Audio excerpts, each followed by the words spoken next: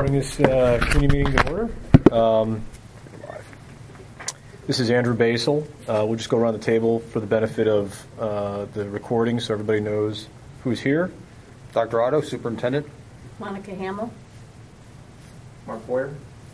George Higley, next up. Frank Seminaro. Daniel Penza, Business Manager. And then we've got 4 members of the public in the audience. Okay, so if we could just, we'll start at the top of the agenda and just work our way down. The first 2, I don't think will take us more than a minute. Ms. Penza, if you could just give us an update on the swap valuation and our debt level for this month. Well, the swap valuation is at $2.1 million as of Friday, and the debt has not changed since our last meeting. Current outstanding principal is approximately $90 million. Okay. And that sheet was updated with the call date that you guys had asked for at the last meeting. Okay. I appreciate you doing that. Now, is that sheet, is that posted on the web somewhere? No, I think Mark was working with Mr. Haas in order to put some of this information out there. Yes, we will have that posted out there, hopefully by June. Okay. And then just, once a month or whatever, update it so that it's current, so anybody from the public can get to it, and quite frankly, as board members, we can get to it too, and just it's readily available to answer those questions. Okay, so skipping now to the 12, 13, 14 breakfast and lunch prices. Last time we met, we sort of talked about these prices, and we were a little unclear on some of the numbers in terms of the number of meals being consumed in both breakfast and lunch, particularly by adults. That seemed to have dropped off the planet.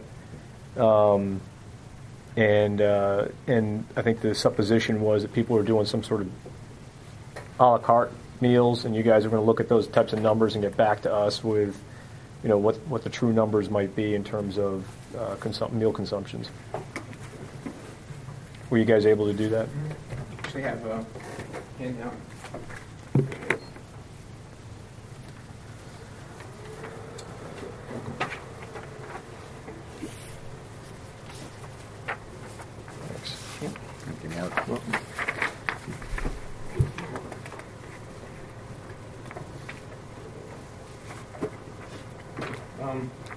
What we did was we basically took the statement of net assets from the financial report, and we ended up projecting out what our costs would be for 2013, our revenue and our expenditures, to come down to see what the ending net asset balance would be. And then from there we took out 3 years projection to decide where our meal price should be going for 13-14 school year, the 14-15 school year, and the 15-16 school year. And it's all based upon our projection of meal counts, a la carte sales, and our reimbursements from the federal and state government, and then our current expenditures.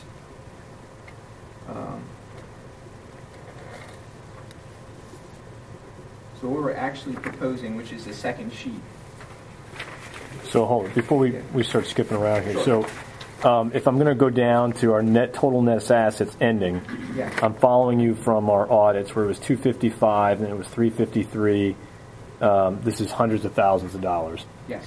And then $346,000, at which point we started showing losses of $6,000, and then moving into 2011 it was a $28,000 change, negative change in net assets to $318, a change of $101,000 to negative into 2012 at $216, and one of our concerns was moving forward, we're not going to have any money left in here. Correct. Okay, and that's actually what you guys are projecting going forward here at our current levels? Correct. Okay. 2013 is our year-to-date expenditures. I think it was running around April 30th, year-to-date expenditures for April 30th, and our revenues.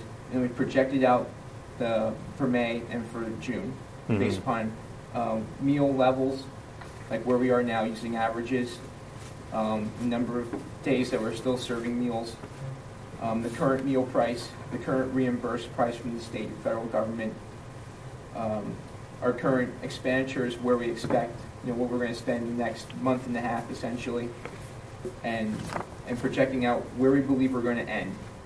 And it appears that at the end of 2013, we're going to end, if you look at the bottom of the page under 2013, our net ending assets are going to be $18,616. And Okay. that was specifically due to, we had the number of meals that we were serving significantly reduced from 2012 to 2013, and which was pinpointed to two issues. One was enrollment slightly dropped, which reduced the number of meals we were serving. And the second one was with the Healthy Hunger Free Kids Act, and how they changed what the meal consisted of. Kids weren't buying a full meal, so we couldn't receive the reimbursement of that meal if they were free or if they were reduced, or even if they paid, we still get reimbursed back. So the meals dropped and a la carte sales rose up. So that was a significant drop. And when we charted it out, it was specifically, and I can actually show you the graph, of lunches paid. I only have it up here. So lunches paid basically was flatline. This is, the blue is 2012, and the purple is 2013. So it's by school. So in the elementary school, it was basically flat. But when you look to the middle school and the high school, our paid lunches significantly dropped. We're talking almost 30,000 meals in the high school. Yeah, I This is a could direct see result. that from the numbers you guys had generated before. Yeah. Now, you guys had made a correction, though, because like the adult meals had changed significantly from several thousand to like 100, and that didn't seem to make much sense. Were you guys able to account for all that? Isn't that because everything's in a la carte now? Yeah. So how many a la carte meals are being served? Well, a la carte, the actual pieces, we were trying to pinpoint that down, and we actually went on sales. And sorry about that. The sales we came up with was about 405,000 sales for a la carte. Total, Yeah. or a la carte? Yeah, that included the adult meals and everything of that nature. Okay.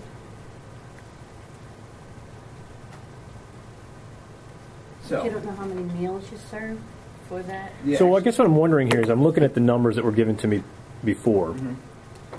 And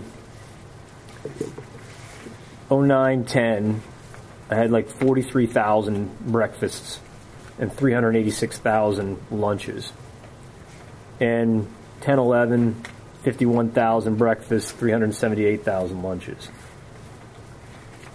So about the same amount of food being served in terms of total number of meals. I mean, that off the top of my head is like 420,000 meals a year.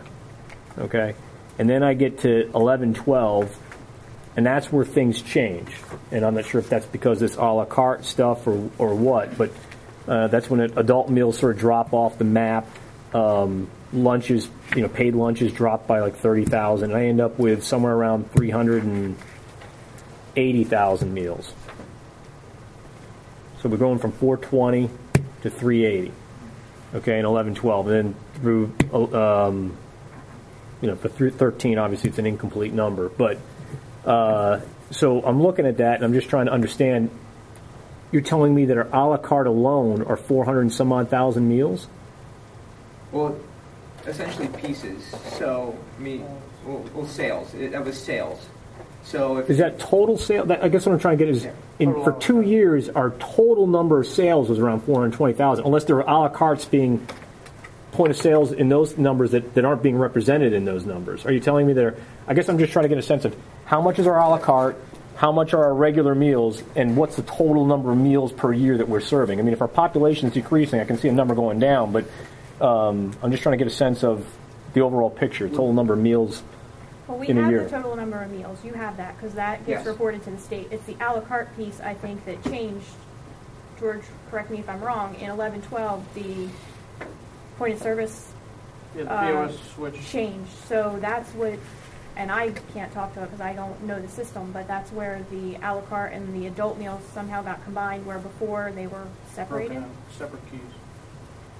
So the numbers I got before, this 420,000 meals a day, that doesn't have any a la carte at all. So we could have been selling 300,000 a la carte meals, and that wouldn't have been represented in the numbers that I have here. Correct. So would you estimate that our total number of meals in a year is more like 700,000 meals?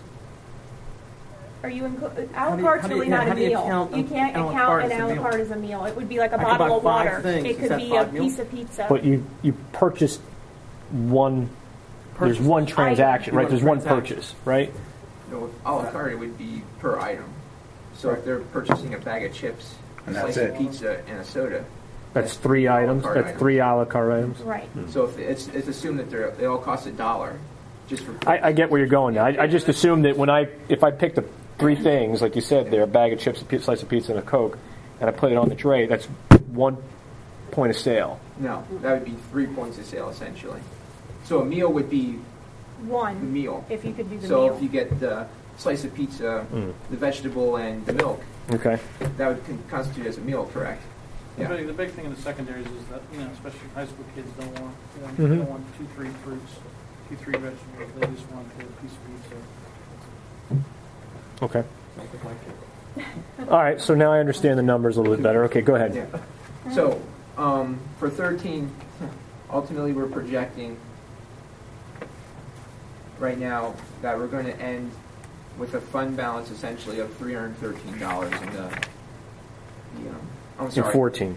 In Sorry, 14, that is. 13, $18,616 for our ending fund balance in the enterprise fund, in the CAF fund. Mm-hmm. What accounts for the numbers going back up in 15 and in 16? Okay. All of a sudden your revenues jump. Correct. What we assumed for 14, 15, 16 was a meal price increase. So you are taking into consideration a meal price Yes. increase in these projections. Yes. Which is on the second page. Yes, that if you we have. would not do that, you would run completely into the negative. Right. So to kind of portray where we think we should go with, 1, the meal price, and 2, we're assuming a reduction of 4 FTEs. Well, actually, it would be 4 part-time. 4 staff. 4 staff members. 4 staff members. So this model. 4 staff members out of the cafeteria? Correct. Yes. Due to the closure of APC. Yes. I see. Okay, that answers my question. Okay. Okay. So this model assumes for 14, 15, 16, those 4 staff members being reduced and a cost per meal increase. According to the second page. That's Yes, what according to Wait, second the page. figures that for 13, 14? For 14, 15, and 16. 13 is where we currently are, and where our projection is going to be based upon our current For numbers. 14, 15, 15, 16. Yep. So if you flip to the second page, you'll see what we recommend for The proposed increase meal only rate. hits in 15? No. No, It the starts in increase will start in 14. 14. 2014 is 13-14. 2015 Got is it. 14-15. So the increase is just 14, 15, or is it also, All is three there one in of them. 15, 16? There's all 3. 13, 14, 14, 15, 15, 16. Yeah. They're Okay, increasing each it. year. If you look on the second page, they've got like secondary lunch going from $2.30 to $2.60 to $2.75 to $2.80. Right. Yes. And these rates are used in the model for 14, 15, and 16, and it gives us essentially sustainability where we wouldn't be using any general fund dollars to cover the loss in the enterprise fund. I'd say cutting it down to $313 is cutting it pretty close. Yes. I mean, that's basically Well, this would be No error. This essentially is your bare minimum. Right. We would have to increase to $2.60, the bare minimum. But the model that he has, we can plug any number in there and it'll Sure. generate this. no. I So get. Yeah, I we understand. just started with the bare minimum of, I mean, it is a 30-cent increase there, but, Yeah. so, Can you come up to the same increases over this projection, but just front load a little bit more on the, Yes. the what is that, 14, 15 year? So you don't, If I would, I think his original assumption was 280 for. Yeah. I can show you what it looks like. This, if you look up at the, I don't know if you can see the screen. This model here, I'll show you the cost per meal quickly. Can you email us this model then? Yeah, I can email you. Yes. This model shows that the price per meal would be $2.80. Yeah, I see that here. So, yeah, this is a different one. No, this is a different one, Frank.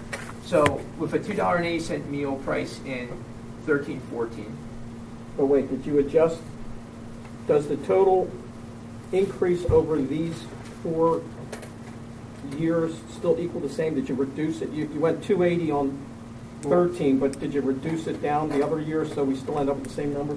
no. Well, I'm just showing you that's my question. I'm just kind of showing you what 280 would do. So this model, we assumed that for 14-15, the rates would be the same as 13-14. We would not go to a price increase at all. Okay. So you see we have 280, 265, $1.45 for secondary breakfast and $1.40 for breakfast. Probably the same exactly that's on your sheet there. Gotcha. So we're just kind of tweaking lunches. So if we go to the financial report, I'll just go right to essentially the fund balance.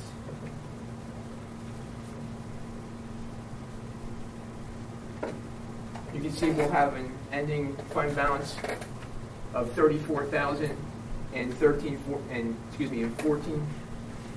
44,000 and 15, and 59,000 in 16. I guess, I mean, But at the model you have printed here, it shows $313 in 14-15. Then you go to 5,000, 5,100, 15, 16, and then 16-17 you go to 15,000. So you're looking pretty healthy 3 years out, a little more healthy. Yes. So again, my question is, can't you just end up at that same number, but just jockey it around so that you're not so tight in the 14-15 year? Sure. Yeah, we could. I mean, we could take a look at it, Justin. I mean, I can actually do it now if you. well, I guess my question is before we start playing with the numbers, I appreciate you guys doing the model because this was my concern last time. The change in net assets kept depreciating and we were losing our fund balance here. And obviously the cafeteria fund, for the benefit of the audience, is there to support not only, the salaries and benefits of the people that work there, but it pays for the trays, the glasses, the silverware, it pays for new ovens, All operating costs. all operating costs of our food services. So that includes capital expenses. So I guess what I'm wondering as I'm looking at this is, what should the appropriate fund balance be for our cafeteria fund? That, I think, is the question. And once we answer that question, that drives our prices. Well, if you see the bottom line here, Yeah. 3 months of operating expense. That's what the auditors recommend that we carry in this account. Mm-hmm. Well, this is our operating expense divided by 12. That's our operating expense divided by 12 times 3. Yeah, Okay. that's 3 months worth of operating So they're expense. recommending in excess of $380,000 in there. Yeah. So 15,000 isn't going to get us, and 50,000, according to yours, isn't going to get us anywhere close to that. No. But I just wanted to show you what the recommendation. So what you ought to do is you ought to take this model and have that model drive the price. Well, you're probably talking like a Yeah, there's no way that you're going to be able to $6 sustain Yeah, that. that's lunch just no way. Not meal price. Or, maybe you can project that out. So 7 years from now you can get yeah, there, but I mean, because of the variables we're working with, there isn't much room to wiggle with the supplies, The labor. The Peasers. and Peasers. Peasers is essentially driving the out. No, I understand that. So I guess what I'm wondering is, if you put together a decision modeling software, we'd be able to see what these prices would have to be in order to meet the requirements of the auditor. Okay, and then we could take a look and say, okay, well, part of that would be which are your key drivers here? What meals do you sell the most of, right? Okay. And if it's a la carte, then we got to be looking at changing our a la carte pricing. If it's secondary lunch are the most meals you sell, then that's where you're going to want the biggest price increases, because that's where you're going to capture the greatest source of revenue. If you're selling 5% of your meals are elementary breakfast, well, raising that $1 isn't going to do anything Correct. for you. Correct. Okay, And, that's so where, and we really did focus on the lunches. I mean, we did increase breakfast because just naturally we increased it a little bit, but we focused mostly on the lunch. Mhm. Basically, both the secondary and the elementary. We also did increase a la carte. Our average a la carte sale, we assumed that it would be $1. So the average a la carte would be 20-cent increase right off the bat. So we are increasing the a la cartes. Now, if we increased a la cartes more, obviously the number would be much greater. We ran a model where we only increased a la carte 10 cents versus 20, and we were running a deficit because of that. yeah, of course. So From a nutritional standpoint, should we be moving away from a la carte and pushing kids back to meals? We're trying to get as many meals as we can. As you can see, well, the graph was up before, the elementary schools is pretty much... No, yeah, I get that, but one way to drive people from a la carte back to meals is Don't have it. you get you change the valuation. So if it costs you $3 for a bag of chips, and $3 for a drink, and $3 for a cookie or a slice of pizza, well, now it's a $10 meal.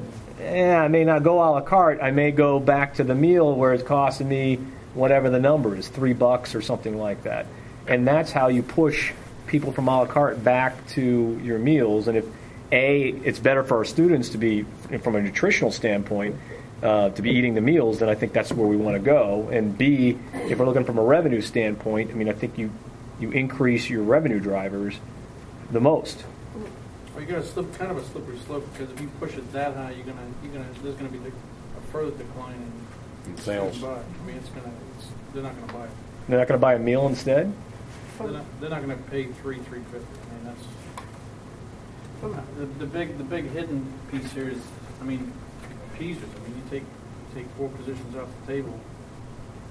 I mean, because the school's closing. Mm-hmm. So that number goes away, it decreases the amount. And then next year, with the increase in pieces, it's right back there. Right. So the real elephant in the room is pieces. I mean, food costs continue to go up. We got, that's pretty well balanced out. High schools, the secondary market, not just here at Daniel Boone, it's nationwide. I mean, high school kids do not, they don't want to be mandated that they have to pick 2 things of applesauce to get a meal. They'd rather come into their cafeteria, get a slice of pizza, get a bottle of water, sit down. Okay, I guess So what I'm saying, though, I is... can move that pizza to $3, and I can move that bottle of water to $2. Yeah. Then they're going to probably pack it and bring them from the outside. Is that such a terrible thing? Kids are packing their own lunches? Then you won't get anything. Then the Well, general fund will be. I guess what I'm wondering, though, supporting the staff. if our meals decrease, then you need less staff. Right. You need less material, less kitchens, less, and being in the food service obviously isn't our core competency. I'm not trying to drive us out of the food business, but I'm saying at the same time, clearly we can't operate at a deficit either. From what I understand, we don't have a way for the kids to do any substitution. That's the main complaint I hear, is that if they go in for a meal, they have to get this, this, and this, and there's no substitution. Like, they don't want to get milk, but to make it a meal, you have to have milk. Like, when I was going to school, you could have milk or juice. Yeah, Like, you used to be there's- able to get the juice. You used to be able to substitute that in, but now with the new Healthy Hunger Free Kids, I mean, that throws everything out of balance. Like, if you put a juice in there, which, for the sake of price point, juice is cheaper than milk. Mhm. So, yeah, put all the juice out there we can. But when you look at the Healthy Hunger Free Kids platform, you put a juice in there, then that comes to fruit, throws everything. It's very complicated. Well, so we can't do any type of substitution without throwing off the whole system? Well, I No, think the we- issue is the I mean, federal they can't get reimbursement, water? right? I mean, it's the reimbursement issue, right? Right. So if you deviate from the law, Mandate issue. you Which we can't. just got, we got certified under the Healthy Hunger Free Kids USDA certification, Extra 6 cents. and we met that whole certification. Now, if they take the milk to make it a meal, but they don't want to drink it, are they able to put it back somewhere rather than throwing it in the trash Some can? districts are going with what they call a shared table, but if you're going to milk as the example, you have to have a refrigerated area to keep that out. 'Cause I know that's the biggest thing I hear is I don't want to have milk, so I'm not going to get the meal. So they'd rather pay a little extra money on mom and dad's dollar to get you know, a la carte stuff. And that's, you know, but I'd rather have them get the meal, just they don't want to drink the milk. So if we could figure out maybe if we want more meals to be purchased, Connor, we'll figure get out to a you way in a minute. Just to reuse the milk for kids that don't want to drink milk.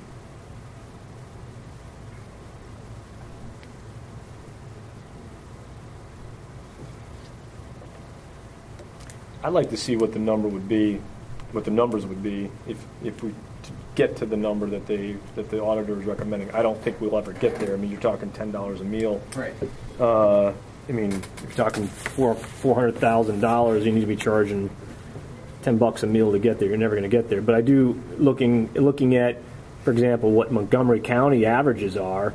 They're charging $2.80 right now for $2.75, whatever for a lunch, and $4 for an adult meal. And breakfast, they're $1.50, $5 and $2.30. So.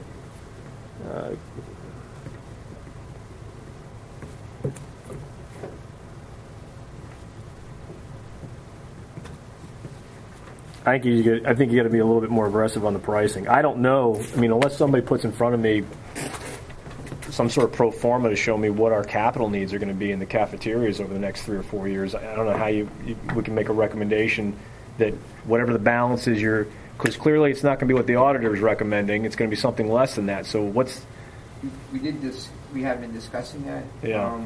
I do have built in. Essentially, it looks like we had some minor capital expenses in 11 and 12. I just mirrored the turnaround for 16. With the closure of APC, a lot of that equipment is moving over into basically BEC. BEC is probably the main. Yeah. So there's going to be the equipment in APC is much newer, so we're replacing that equipment over in BEC, and I believe also the dishwashing unit and the high school's dish machine is the biggest potential for a breakdown. There's a brand new dish machine sitting over there. Yeah, but what do these things cost? My recollection, I haven't been in a facilities committee in a while, but sitting in the meetings, it was like $12,000 or something like that for one of these machines. The dish machine is a lot expensive. It's probably closer to 25, 30. Okay, so I thought that was an oven that we recently did, but it was like 34, I think, for the oven. Yeah, so $34,000 for an oven. So how old is the oven in the high school? Is it 5 years old? Is it 15 years old? What's the lifespan of an oven? Right. I do agree with you. The need for capital planning is very pertinent to this because it's going to drive a lot of the costs. Yeah, so what scares me is looking at the pro forma you have here is that you see a lot of zeros in terms of other operating expenses in 10, 9, and 8, and very little in 11 and 12. So I look at that and say, well, shoot, over 5, 6 years, we haven't spent any money. Well, with this particular statement, yeah, a lot of the big capital purchases are depreciated on here. Mm-hmm. So the depreciation line, we did add the new equipment in, and Danielle recalculated the depreciation for that new equipment. Mm-hmm. So the depreciation schedule is up to date on this. But yes, the actual cash outlay, you're correct. We're just going to cover the cash outlay of that purchase if it does happen.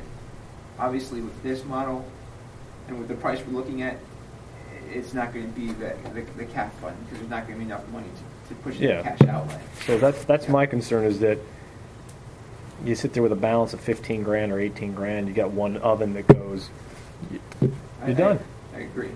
But we're trying to come up with this is the bare minimum that to have sustainability within the fund balance, to not move funds from the general fund to cover any deficit. This is what your price would have to be at this. Yeah. But we can take a look to see what it would be if we would have 3 months worth of operating expenses in our fund balance. And I'd gladly shift the scale to see if we front loaded it, what would it look like coming out the back end. Well, I think clearly these prices aren't high enough to start. So you're going to have to start somewhere much higher than this. And I would say my starting point would be after I took a look at what our capital expenditures might be over the next 5 years. That would drive where I think our bottom line pricing would need to be. Is that if we expect, I don't know, pick a number, $90,000 worth of capital improvements to happen over the next 4 years, maybe they all happen in year 4. I don't know. I mean, maybe it's a little bit each year, but whatever that number is, we need to be building a reserve for that between now and then. And so I would say, okay, well, that's our target. It's not the auditor's number. It's whatever our capital reserve requirement is going to be our target. And that maybe that ends up driving our prices. And if that means we got to front load the prices like Frank's suggesting, then that's what we got to do. If there's a little bit more time, maybe there's a way to kind of taper that out over a couple of more years so it's not this big increase right up front. But I think we need a little bit more homework. I think you guys did an excellent job putting the model together and working these numbers. It looks like you guys spent a lot of time on it and put a lot of thought into it. I don't know. What do you think, Frank? And again, in 16, you just took that 7,000 and you plugged it in based on. Correct, like it would be a cycle. It looked like it was like not based on any equipment. No, it actually looked like it was replacement of cafeteria trays, which was over a two school year cycle. So I just duplicated. I didn't add any price inflation on it. I just said, well, this is what we're going to do just for purposes of discussion. Okay. So it was like cafeteria trays. It was okay. So under. So the model has no equipment replacement built in at all. I assume the depreciation, that factor, it just carries forward. Okay. So our depreciation would never go down, essentially, as assets were falling off the depreciation schedule. Okay. We can purchase new ones and then No, I didn't see it. You cycled in. Where would I see the depreciation? It's bottom right above total operating expense. 11,247. It's just straight Oh, across. I'm sorry. Yeah, there it is. I mean, it doesn't. I mean, $11,000 a year seems a little. Well, someone like an oven probably lasts, George, correct me if I'm wrong, about 15 years. 15 or 20 years is Yeah. most of our depreciation Yeah. cycle with that stuff. Yeah, right. Well, And but with the depreciation schedule you have here, you're basically assuming that you're going to incur somewhere around $11,000 worth of capital improvements a year, essentially. right? Yeah. Which is thin ice. Which, I don't know. I mean, over 4 years, that's $44,000. Maybe that's enough. I mean, I don't know. But if one oven's $30,000, you have that going in a dishwasher. Well, now you're Right. you're toast. Yeah. Yeah. Okay. All right. So you guys will take a look at our equipment and then give us a schedule going forward in terms of replacement. We'll have to email that out to you because this is something that, unless you're going to have a meeting in July, would need to be approved in June at the board meeting. Yeah. All right. So that the students are aware of what's coming in And August. we already discussed having, starting like a capital plan essentially with this, and that's how we got. Well, I think if you can get us that email, what the capital needs are going to be over the next 5 years, Yep. and then throw that here, put another line at the bottom of your pro forma, so we can see what that is, or actually just plug it in here in terms of your other operating expenses, I guess, or you can put it under depreciation. I don't care where it goes, but label it as something of capital improvements, and so we can see what that demand's going to be, and then I think as a group here, we just need to decide what's the cushion. Do you need $20,000 every year as a minimum in that account, or we want $50,000 as a minimum until we can accrue up to $380,000 or $400,000 as per the IRS recommendation? I mean, auditor recommendation. I'm not sure that's necessary. I mean, it seems like a lot of money, but I would think you might want to cover the average price of one big hit of something per year. Mm-hmm. Which to me sounds like about I think if you had $25,000 figure. or more jumps than into my that. mind. I mean, I think if you I had at was least thinking maybe 100. 50. Oh. I'm thinking like 100, just to be on the safe side. A year. Well, the good. Well, your ending balance every year should be about $100,000. Oh, okay. Right, so that's the threshold. So you always have about $100,000 in there. I don't know. I mean, if you have to hire somebody, it's taken into consideration. If you have a capital expenditure, you've got the cash available. If suddenly you got to replace a bunch of glasses and plates and I don't know what else that comes up. I mean, all that stuff is coming out of here every year, and this only takes us to 2016. Peters gets worse Right. after that. I think the short term too is we have that. I mean, portion of the school's closed, but you have that inventory of. Yeah, I mean that's a big help. Yeah. So I mean, when you're talking about heavy hits, you got 2 ovens over there, you got tables over there, mixers over there. Everything's brand new. Right. So I mean, that's why I think the number doesn't need to be significant.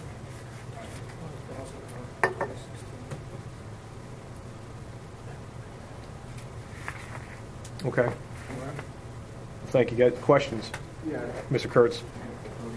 Connor Hurst, Southern Ridge Drive, Douglasville. I have 4 things I wanted to, they're kind of questions. If you can answer, I'd appreciate it.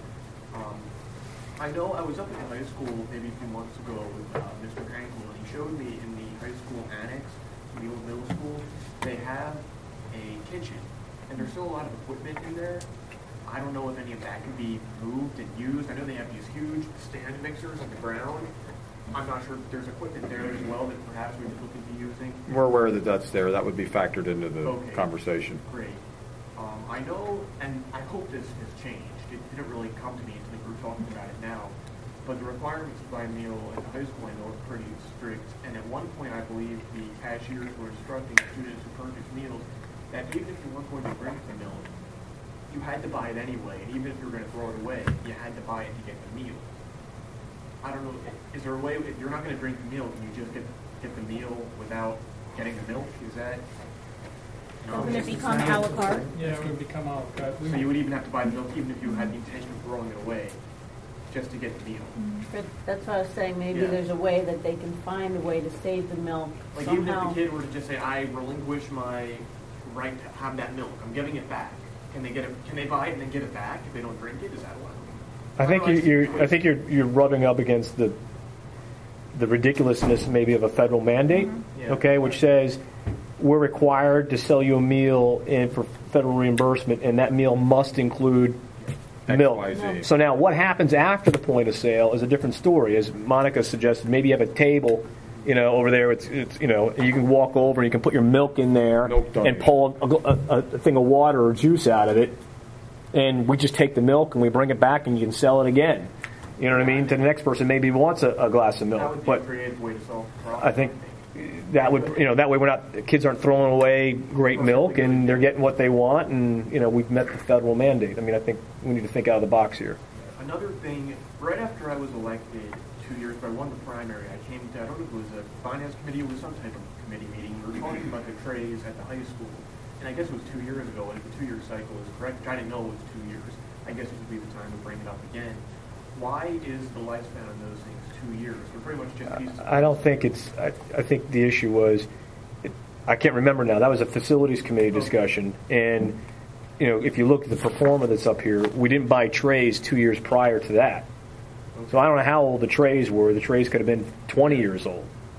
Okay, but at some point in time, Ken had made a recommendation, or somebody had made a recommendation, look, the trays are beat up, we don't have enough trays, or whatever it was, we need to buy more trays. I think they went to compartmental trays instead of Right. plates, I believe. Okay. So it was Yes, there was cheaper. I remember It was now, there cheaper was to buy a the computation of the cost savings for less use of paper products and things like that. Right. I'm wondering, and are we going to be purchasing, I thought I heard Mr. Boyer say something about new trays? We No, just no, have no. that in there as just a okay. placeholder. It's a plug. at the As an moment. assumption All for right. model. Yeah, Okay, we're so not I purchasing understand. anything yet. Okay, great.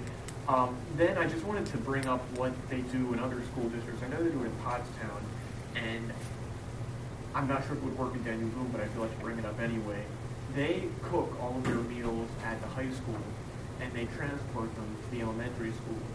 So they don't have cooks. They just box them, and they send them there. They just have cashiers selling them. So you lose all the cost of labor and cooking the meals and even serving them because they're just boxes. I mean, the quality may not be great, but I don't know how great it is now. I never really ate the meals. But again, maybe that's something we can explore, cooking them in one location and sending them out to the elementary school. Well, that's what we were proposing with that River Rock. Right. Yep, it's a good suggestion.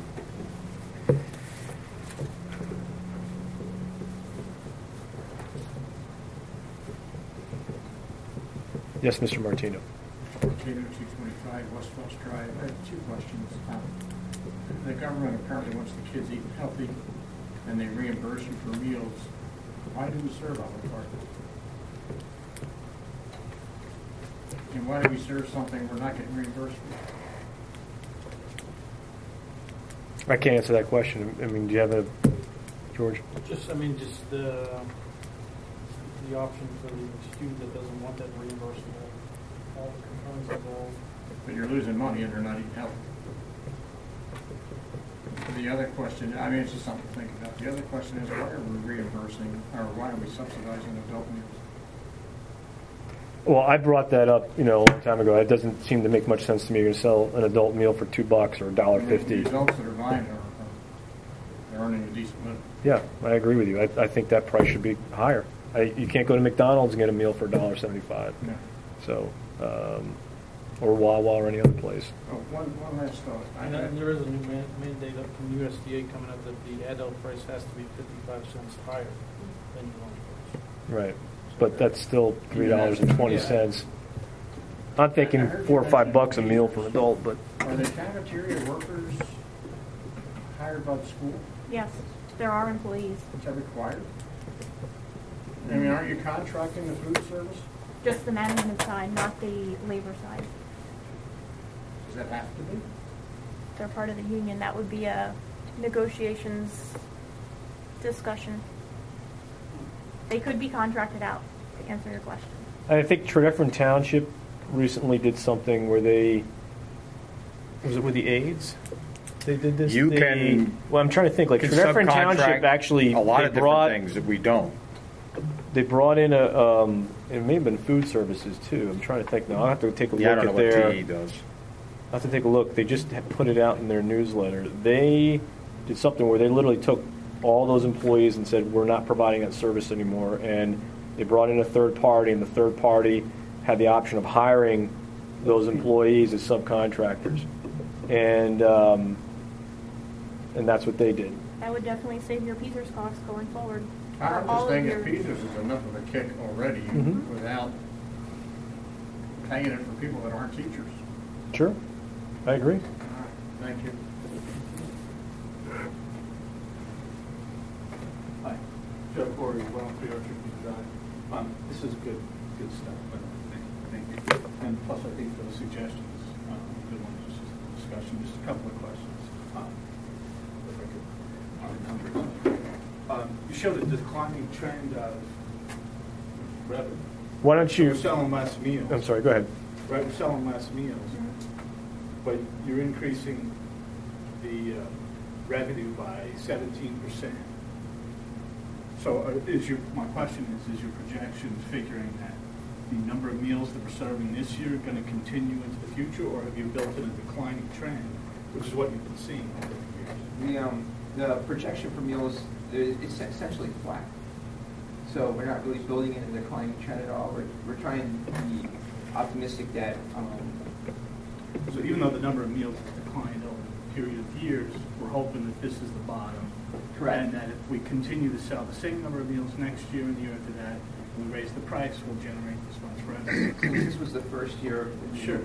Healthy Kids coming back. Healthy Hunger Free Healthy Kids. Hunger Free Kids, Thank plus you. enrollment, and yet enrollment decline too. So we're hoping that. Right, which that was going to be the next point. So between the enrollment decline, which you got less of enrollment coming in, presumably next year. It's going to dip Right. below 3,700. And so I'm concerned that you're not going to raise that much revenue. I agree with you. And you're not going to leverage your fixed costs over that. So you get that, but I just want to understand. Well, that's where I was going. Yeah, and that's where I was trying to understand the total number of meals in the beginning of this conversation, because the numbers I had were just meals, breakfast, lunch. I didn't have any a la carte. And if what we're hearing is people are shifting from meals, which was around 420,000 meals a year for breakfast and lunch for 2 years in a row, and then last year or 2 years ago it dropped significantly, and that's where I guess everybody started to move to a la carte. And then again this year a la carte. Well, we need to be tracking the a la carte meals as well, so we have a total number of meals and what's the logarithm with that mixture in there, right? It's X number of breakfast, X Y number of lunches, and Z number of a la cartes, and we got to be estimating. We can fix those prices, but then we need to be estimating what those numbers are, X, Y, and Z, in our formula, so that we know what our revenues are going to be. So do we get reimbursed for meals and not a la carte, or do we get reimbursed for everything? Just meals. Just the meals. So is it an option to offer a couple of different meals per day as choices and get rid of a la carte? Take the a la carte and offer pizza and fish, I make it up, and burgers. Yeah, we have a variety of options right now. When did the a la carte option go into effect? Was it 2 years ago, or is it when this new law went into place, or has it been there for 10 years? It's always been there. But just suddenly in the last 2 years is when it's dramatically changed? I think because when the students went up to purchase a meal, they didn't have all the components, so then it got charged as a la carte rather than what used to be a meal. I think part of the issue of the declining meals along with the enrollment is the education of the students. That's what one of the goals that we have going forward with our new food service manager that's in place is the education of the students. We heard that in the CAP advisory meetings that the kids didn't know. So I know that there's signage now, which, but I think there's more of a drive to educate the kids on what is an actual meal versus. Right, and if they had choice, I know my daughter half the time probably takes her lunch to school because she may not like the meal that they have, and so. But if there were a couple of different meals, I'm thinking more on the line, at least we get reimbursed from. But George, are you saying that if we package the doing a la that carte now? as a meal and sell it the same way? Yeah, just the the variety's there now. He's saying that the variety's there now, though. He's saying but that not as a meal. No, that's what he's saying. He says we do have a couple of different meal packages. Yeah, you can get a slice of pizza, 2 sides of fruit, milk. That's a meal. You can get the entree of the day. You just have to put all the components together. that's the education piece. But the point, Can you get a water instead of milk? Is that part of the federal? believe me, I'm sitting right in the seat right there. I mean, this year with the Healthy Hunger Free Kids Act, it's a lot of federal. Some kids are allergic. Yeah, so Stupid. it is. Most things the federal government does is stupid, but yeah. There's They're studies showing really that good. I kids mean, don't need they that kind thought of about chemistry. maybe even looking at reducing avocado. Some of those items. I mean, I remember you used to Dairy have is a choice special when I was interest. first out.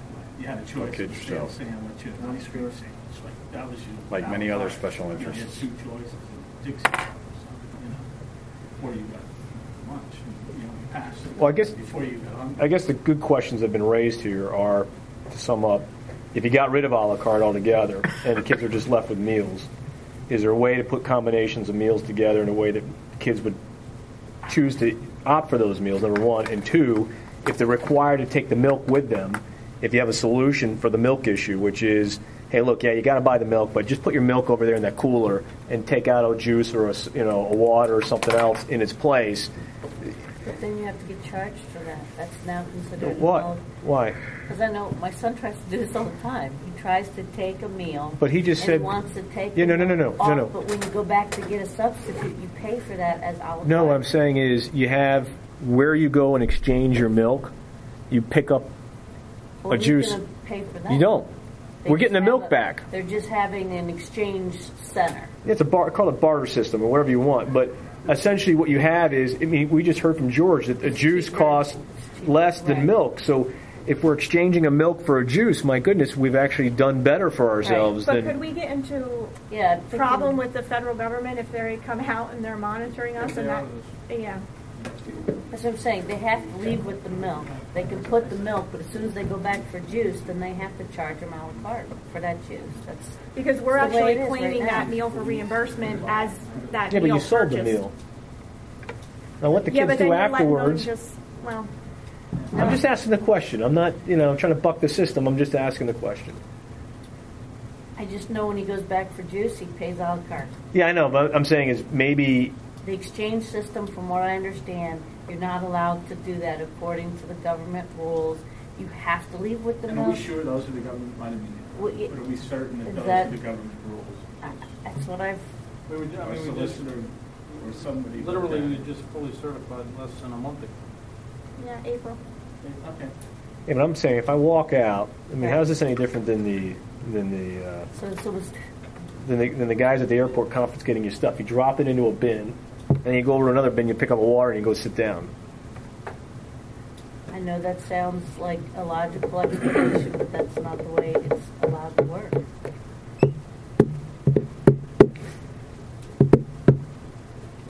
I mean, what are other schools doing? What are you guys doing in other schools that have this issue?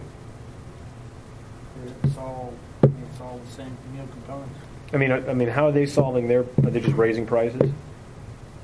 Yeah, or they're making some significant labor investments. Boy, it sounds like if you can contract that out, that saves you a ton of money. Right. These are rates, I don't know if you. I'd say about $700,000 a year. It says in 2013, it's up 12.4%. In 2014, it's up 16.93%. In 2015, it's up 21%. In 2016, it's up 26% almost. And then it goes to third.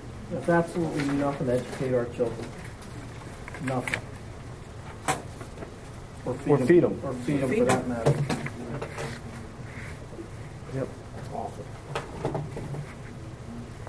Well, maybe we ought to look So at. are we able to flex our salaries at all because of declining? Like, whose job would that be to do that, since we contract out the management part, running the operation of the food service? What do you mean? Whose job is it to flex out our?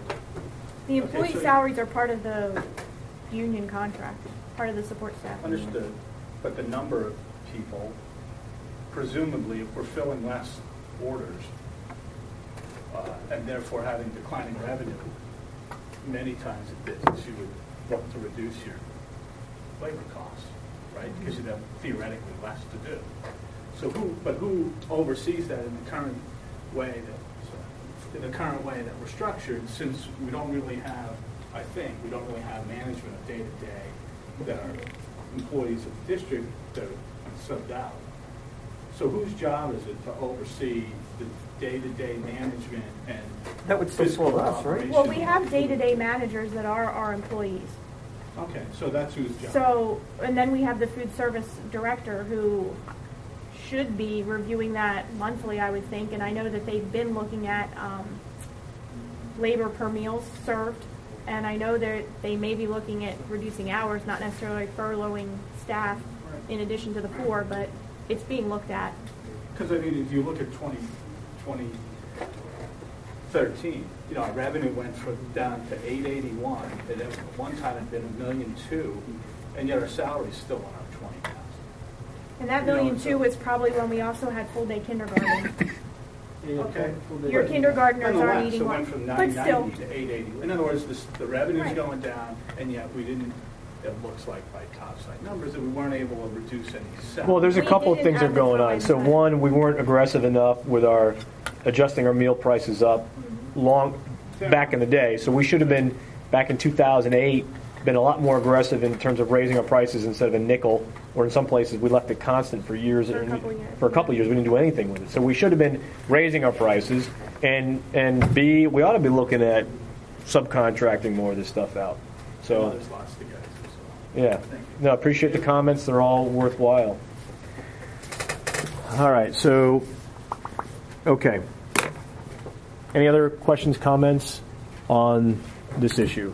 Are you accepting still public comment? If you have something you want to say about this, Yeah. Do we need to have managers in each school? Can the principal be the manager? Do we have to employ another mid-level individual, or can we just put these people under the high school principal, the middle school principal, or the elementary principal? quite frankly, I don't know what the hierarchy is and the organization chart is for our cafeteria folks. The manager is essentially, it's just a union employee. And these are the titles manager. So they're essentially there 174 days out of the year, and that's what they're paid for. They're an hourly employee. but they're still running the cash register, cooking. They're doing Yes. like all of They're those kind of components. filling in where Back in they're the needed. office. No, they're not staying there just calculating inventory. You know, they're ordering, they're doing the cashier, they're filling in for cooking. They're a vital part of it. Doesn't mean that things can't be tweaked though either, but they are a vital part of the food service process. Okay. Okay, so you guys will get back to us. I'm sorry, did you have a comment on this? Yeah, just a quick question. Could you state your name and address, please? Joe Tchaikovsky, 301 Woods Edge Drive. Mm-hmm. I mean, one of the things I heard in here is the a la carte stuff. I really think that the prices of that should go up. We should encourage, people buying meals. The way to encourage better behavior is hit people in the wallet. And I think that those prices should be raised higher in respect to some of the others. Mm-hmm.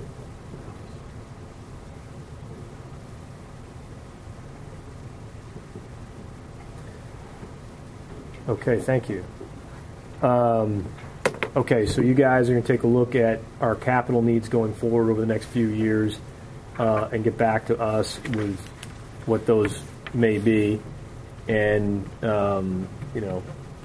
I agree with the comment out front here that I'm not sure that assuming that our meals are going to be constant over the next 3 or 4 years as opposed to declining is maybe the best assumption. It should probably be declining as well. And that obviously is going to impact price. And then I think as a committee here, we just need to pick a number that we feel is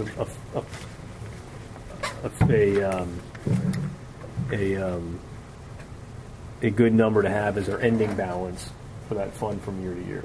And if it's, we just need to pick whatever that number is that we're comfortable with, because it's not going to be $380,000. And then I don't know whether that's Sodexo or it's the administration that ought to be looking at, subcontracting more of this work out. Well, the administration can, but I think it's that's a part of the legal union question. contract, so I think that would have to be. I think that's a Brian some Super We'll get Brian negotiated- involved, and I did email the administration and the board what Tredefern was doing. I think that was with AIDS or something else. Yeah, You I'm can- trying to remember. But This you ought thing- to call them up and talk to them about what they did there and see what other school districts are doing in terms of their food services. I can do that. That way we've got options on the table that we can start talking about, because clearly 3 years out we're going to be in trouble here. Not even 3 years out, 2 years out. Okay, moving on, update on the budget worksheet. Are there any changes since the voting meeting that we need to be aware of? The only changes that I sent out to you today is I incorporated the professional staff retirements that you'll be approving in June and their replacements, and then there was a professional staff resignation with a replacement, and then along with that, because of some people coming back, unemployment compensation costs decreased. What's the net? And then you just said, we'll talk about insurance in a little bit here. Or we can talk about it under this. You sent us an email pertaining to, where is it now? The insurances that I discussed Yeah, the today. insurances, and you had recommended we go with TASBA, and that was a $40,000, and Highmark, I guess, and those were $40,000 less than what we currently have in the budget, or 38. 37. Yeah, 37,363. Correct. Now, that was not factored in because I just got that late this afternoon and had sent you out the other information earlier. And obviously wanted to see if the committee supported that recommendation. That's who we had last. Is that who we had last year? We had PSBA last That's year, what I and we thought. also had Highmark last year. Right. But we did go out, and that was some of the information that I provided that we had received back. So. I mean, I don't have any objections. I mean, it's less money. It's than the lowest ones out there, Then really. that, if you're okay with that, then I would put that on the June committee of the whole, and then I can refactor that into this budget worksheet that would go out for the committee of the whole. Okay, and then the budget worksheet, I don't have that in front of me. What was the net change overall We're now in terms down. of savings or costs? With what I had on here, it was an additional $88,000 of savings. An additional 88 We savings? need to add 37 that we just spoke of, so you're up to about 119 or 125 125,000. ish. Yes, and then I had to reduce the revenue for the Social Security and retirement reimbursement, which obviously goes along with reduced salaries. And that net reduction was $21,453 In terms of revenues? in terms of revenues. So the net is 120,000. Ish. No, it would be 100. I'm sorry. Yeah, I'm sorry. 125 minus 21 is 100,000. So, Yep. okay.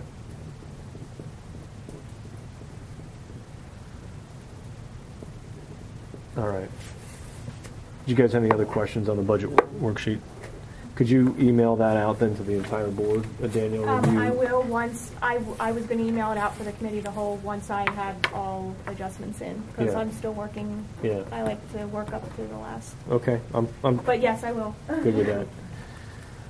Okay, any questions from the public on, you don't have the sheet, so you can't really speak to it, but do you have any questions about what you just heard? Essentially, in the last week, there's been another $100,000 worth of savings that have been realized via our insurance and also in terms of the shifting around of employees and certain employees retiring and that sort of thing. So, Netting out of things that happened since the last meeting. since the last meeting. So instead of spending the amount of fund balance that we had originally talked about just a week ago, it's $100,000 less. We're at So about on the 2 website million it of says- fund balance usage We're at about 2 million as opposed to 2.1 of fund balance use at this stage. at this And, stage. yeah. Okay. I thought it was 2.4, is what it says on. I don't have that worksheet in front of me. Just printed this off I think it's right. I think it was 2.4 now you mentioned. 2,435,500. No, that wasn't, the use is the one above it, is the assigned one.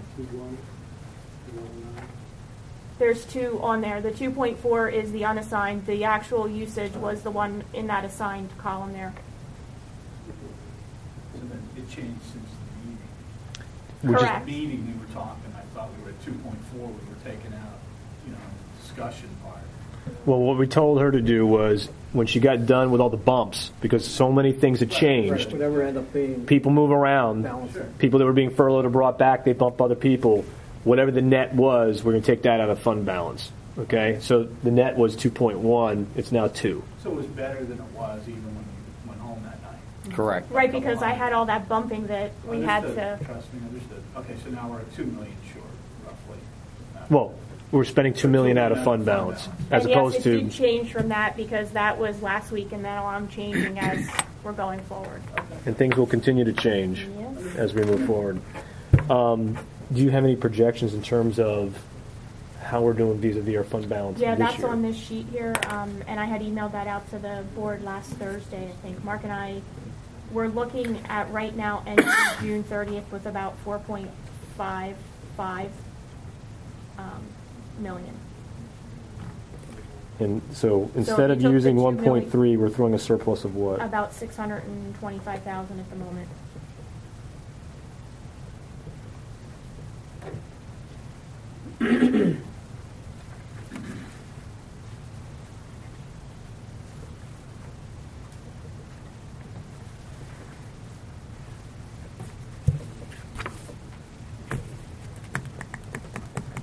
So if you would factor in the 2 million of fund balance use at this time, there would be about 2.5, and we say that it's about 2 to 2.1 for the summer debt and funding areas. Right. I'm just looking at, to date, we've only spent about 74% of our budget through April. Right, but we have teacher final pays coming up on June 7th, so we have Right, but we payouts. always have teacher final pays, right? But we're a pay behind, if you remember, Okay. from when we had talked about that, because their Right. first pay started in September, so we're getting more on the back end this year than on the front end when it was in August. So that's going to skew what you see there a little bit. Mhm. But yet it's factored into our numbers. So even if I'm looking at like historically what we've spent to date, I mean normally we have at the end of April we have about 21 to 22% of our budget left. Okay, just over the last 4 years, and then here right now we have about 26%. So I'm assuming that 4% differential is this teacher pay that's coming up in June 7th. But even at 21%, I'm getting Well, it like could be that. It could also be the $790,000 that we took out of capital to pay the debt this year that we didn't pay out of the general fund. That's part of it.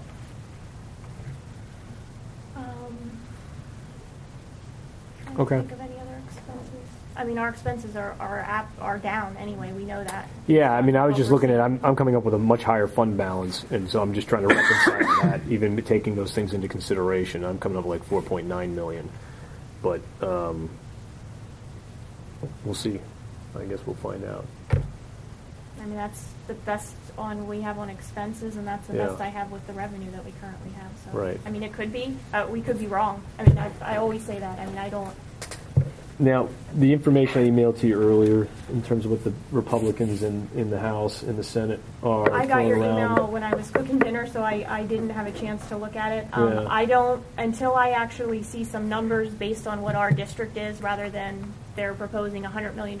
Yeah. I don't I don't have those numbers yet, so I can't tell you what that's going to do. I just wasn't sure if you had received additional information that I didn't get. No, so. I did get something from PASBO today, but there was no breakout like they normally do. So I'll be on the blog that they have and considering to monitor it. And until they pass theirs, it's... Yeah, no, I get it. I'm just saying, though, that well. the governor has like another $90 million, and the House and Senate have like another $100 million more than people had anticipated. So I'm not sure how that compares with the assumptions we made in our budget. And I can't tell you that until they tell me what Yeah. Daniel Boone's going to get, like I said, because I don't know where they're going to factor that in. I mean, I can't, Mm-hmm. Okay. even when the governor presents, and we have to wait until we get that breakdown. Okay. All right. Any other questions on the budget worksheet? Yes. So, we thought we were gonna take $1.3 million out for this current year that we're in. That's correct. We're gonna put 600 in. Now we're throwing a surplus of 600. Right, so we're about $1 million, so our budget is off by about $1.9 million to the good. That's correct. Right, which was the basis for doing this current year's budget. So I guess I'm wondering, like, why did we come in $1.9 million under budget, which trust me, I'm thrilled with, but what areas helped drive that? We can explain that. I can tell you on the revenue side, which was presented at a board meeting, the transportation's come in about $250,000 more than we thought. Our special education, we don't know yet, but normally she gets $150,000 every year for contingency funds. Normally that's not been budgeted. I did budget that in for 13-14, and I did budget in the $250 for 13-14 for transportation. But for this year, that already has you at $400,000 that we didn't count on. There's some federal programs when Mrs. Trainer actually gets them approved. We don't normally have final numbers. That's coming in about $87,000 more this year than what we had budgeted. We have some donations and some grants, particularly she gets the wellness grant that we don't budget for. That was about $36,000, and some other little grants brought us up to about $41,000 in revenue that we didn't anticipate or know that we were going to get this year. And then the other thing is our penalties and interest with our taxes. That's up actually about $120,000, and that's purely just an underestimation of revenue that I didn't know. So. Is that taking into consideration? I'm sorry. Is that taking into consideration the armor cast? Because that was like $86,000. Well, it's taken into consideration. Not under that. It's under my delinquent taxes. That's under so that's delinquents. already part of that. Mm-hmm. But I did. I can tell you that my budget for 13-14 for penalties and interest is I have that considerably up than in 12-13. So I can tell you for everything except the federal programs. Federal programs I've budgeted a little bit less because of the sequestration. We've been advised on that, and I really don't budget the wellness grant or donations because I don't know if they're going to come in. But all the other areas, I can tell you the revenues have been adjusted on the 13-14. So the revenues are up about $650,000. Correct. And Mark, I won't step on his toes. We can kind of tag team the expense piece. He actually has that broken out too. Essentially, we had significant savings in supplies because we actually had a budget freeze. Basically, it was enacted in November, so looking what, less than 4 months into the school year, we essentially cut off all excess spending. The wages, there's significant savings there because How much did that freeze save us? $128,000. There was also $148,000 savings in utilities. That was supposedly due to natural gas and electricity. Why? Because of something we did, or just Well, we've been I doing think a lot. this is- Our facilities director has been doing quite a bit to reduce our overhead in terms of our utilities. so that should be expected to continue. Well, you would hope, but I mean, I don't know what energy prices are going to be. But we did prepay for some energy prices and things of that nature. We locked into some agreements there with UGI, I believe was who we worked with, correct? Was it UGI who helped us with that? The engineering firm? Utilitech. Utilitech. So is that savings factored into next year? Mr. Smith would have to answer that question. I'm Mr. not Smith puts together his sure facilities budget, and that it is. we'll have to talk to him about that. But if you take a look at our audits over the last 3 years, our facilities budget has decreased by about 3.6% each year. So So we plan a 3.6% I don't. Well, some of this stuff is deferred maintenance. He does a bunch of different things. You know, he puts off fixing certain things. He can hobble something together. You know, hot water heaters or whatever it is. Heat pumps in the Monocacy building for another year or two, and then he'll have to. And some take care of mild those things. winters, we may not have had to have the heat up as high this year. Maybe We've next saved year. a ton of money on not having to shovel snow over the last 2 years. So Snow removal is extremely expensive, and we have to budget for it because you never know. Right. So go ahead, Mark. We had $252,000 of savings in wages, and that was $74,000 was due to substitution costs. We enacted a plan to basically reduce the amount of subs that we needed. We felt that, I can narrate a little bit here, we felt that, I'll just say it, that there was some unnecessary use of substitute teachers taking place for things that we felt we could cover in other ways, so we clamped down on that a little bit, and that saved us some money. And we did reduce that in the next year budget. And then That we was one of we our actually passed cuts. that on as, I made it a mandate to say, if it was 400,000, I don't know the number, I said, you know what, we're going to cut that dramatically. And I forget what the number was, but it is a six-figure I cut. want to say it was 132, 135. It was a six-figure cut that we made, and for example, how it spells out in programs, many times principals will want to bring in substitutes to have teachers do some curriculum planning or this, that, or the other thing, and I basically said, okay, that's nice, we're going to find another way to do it. We're not going to lose that part of it, but we're going to try to economize the way we do it, so the way that's reflected in that cost reduction. What I heard you say is then that's carried forward. That was That one we did carry forward as Yep. a budgetary Supplies reduction. and utilities, it sounds like we probably didn't really carry that The forward. supplies probably not, only because they were told to zero budget again, and probably not on Mr. Smith's side, just Okay. knowing him because of deferring maintenance and stuff, he probably kept it in there. Can't defer stuff forever. Listen, I'm with you. Okay. Go ahead, Mark. What else is The remainder of the savings, which is about $120,000, was basically due to changes in long-term subs versus full-time employees. So if there was a long-term substitute, that sub was obviously costing less than the full-time employee that they were replacing. When replacements occurred, they weren't replaced at a full year. So meaning like if there was a vacancy, that person probably started later, so that cut down what was budgeted versus the actual. There's 120? yeah.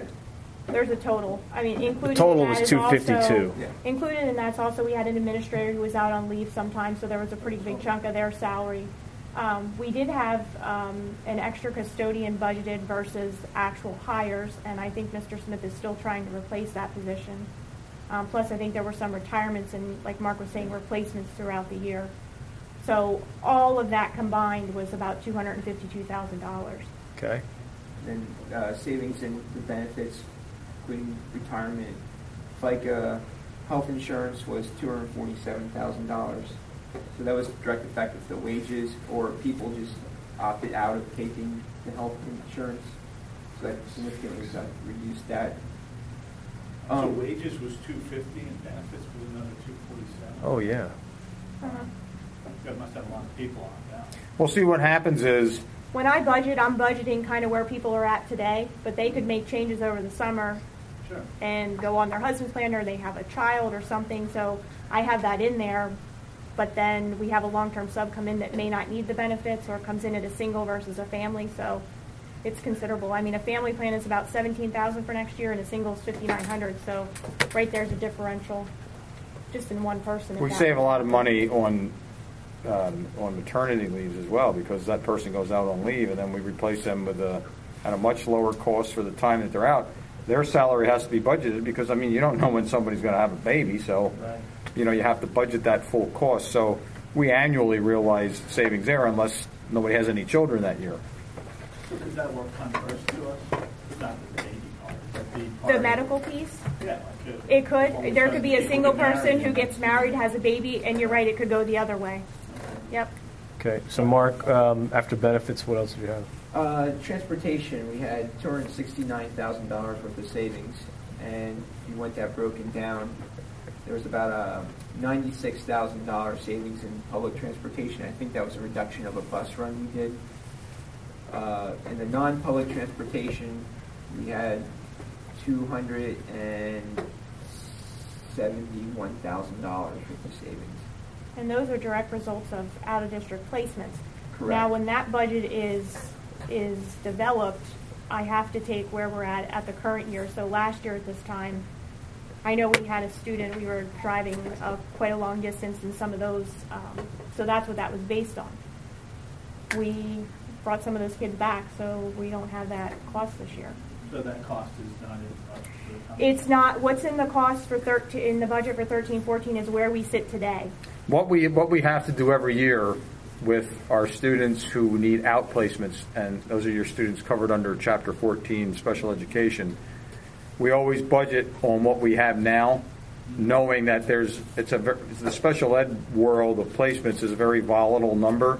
Frankly, we've been lucky. We could come to you in another year and say, you know what, board and public, we had 4 new placements that each cost us $50,000 apiece that we didn't have in the budget, and there's nothing we could do about it but pay for it because it's a federal mandate. So when we present you with information like this, there is a certain amount of good fortune that we have, but we also work to try to keep those kids here as much as we can. Sometimes when you get severe needs, you absolutely have no choice. And on a year-to-year basis, you simply can't predict what's going to happen. About 2 years ago, this board spent a considerable amount of time during the budget process raking special education budget over the coals. And we actually looked at all the out-of-district placements and things like that because there was a prevailing sort of sentiment that you need to budget for something because you don't know what will happen. You get one kid who moves in as a quadriplegic or whatever and has to go XYZ, and that could be $100,000 that we just didn't anticipate. But we were in essence over budgeting for these special needs kids that weren't coming or weren't being placed, and just in case it were to happen. And so we dramatically reduced that number down. And, it's a hit or miss thing. I mean, we may go over. It tends to cycle. We may go under. We're in a good cycle right now. It just depends. You address it. I mean, to me, that's fund balance. And you use the fund balance, and then the next year is when you make up for it. And you got a reason. Hey, we spent more than we should have last year for these things. Now we're going to have to make up for it the next. Instead of just always planning for it, and putting more money in there and potentially raising taxes you don't have to raise in fear that something might happen. You just use the money if it happens. That's what it's there. That's one of the That's why you need a healthy fund balance, though, for that very reason. And then the next year you make it up after you spend it instead of, So that's what we try to do. So is there anything else, Mark? Just the other purchase services, which would include your tuition to other places. We kind of nailed it already, but we have significant savings there. Yeah. And we've significantly reduced next year's budget already based on the non-special ed placements.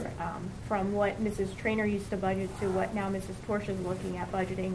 I have about $205,000 of savings already factored into next year's budget. Right. So I'm looking at $645,000 in revenue, 1.3 million or so in reduced expenses with the itemized number they just gave us. That's your $1.9 million. Of which, if I could, it sounds like everything, all of that expense saving, other than the supplies and utilities, is already factored into the current budget. Pretty much to the best that I have right now. Yep. Mm-hmm. And if you think about it, we know. Look, $2 million is a lot of money, and it's taxes or it's cuts at this point in time. But at the end of the day, if we're getting this thing down somewhere to within $2 million on a $50 million budget, it's 1 or 2 percentage points. And so we're trying to narrow that down even more to maybe a 0.5 percentage point in terms of our accuracy in being able to nail down our budget. Because what we don't want to do, and you've heard at our meetings, we don't want to raise taxes and then retroactively go back and start throwing surpluses. And we don't want to cut program and turn around and start throwing surpluses. So we're trying to really refine that number to the best of our ability. And we often get the complaint, well, your numbers change from here to there, and this process stinks. Well, it's a heck of a lot better than it was a number of years ago. Nobody had any idea what we were spending on anything. And we're just guessing. And we're just increasing our budgets by percentage every year. And that's just the way things were being done. Now we're actually getting into the weeds and trying to understand why the numbers are what they are, what the variances are, and can you predict those going forward. So one of the things that hurts us is and I don't want to throw darts at the state, but when you get $225,000 of money that you weren't anticipating for transportation that they kind of knew you were going to get all the time, there's something broken in the system above us. I mean, we were owed that money, but we can't say it's there. We can't say to you, public, well, here's another $2.25 we can count on. We might not have gotten it. So there are a lot of variables in there that I know sometimes make it look like we're playing hocus pocus games, but we're not. I mean, Mr. Martino, you had a question? Just a quick one. Mrs. Trainer, at a couple of meetings going back 2 years even, said money was saved by not purchasing books. And at a couple of curriculum meetings, there were complaints from, I guess, some teachers in the audience that books could not be purchased. Yeah, I remember that. that. Is there a problem buying books? We have, when we froze our budgets, books came under one of those areas that we felt we had what we had to deliver the program. It wasn't the best, but we didn't buy the books. I mean, are the academics being hurt because of it? I'm very conservative on those kinds of, people get all scared about that. I don't, in today's electronic age, I tend to think that the whole textbook thing is changing. So I would tell you, it's always nice to have an up-to-date textbook, but if we're basing all of our learning on what's going on with just in the textbook, I think there's a problem there. So I would like to think that our teachers are skilled enough to supplement, and I would think any good teacher could teach without a book. So I guess that would be my answer to that. It is nice to have a good book and a brand new book, but you've got to make. I ask because I heard it at a couple of meetings. I know Mrs. Torsha has some money in designated for, I want to say, I don't have this, don't quote me, but I want to say maybe like geometry and. I mean, when you don't have physics enough or books, something. that's a bigger issue than, you know what I mean? I mean, everybody, if we're going to be using certain books, I think everybody's entitled to one.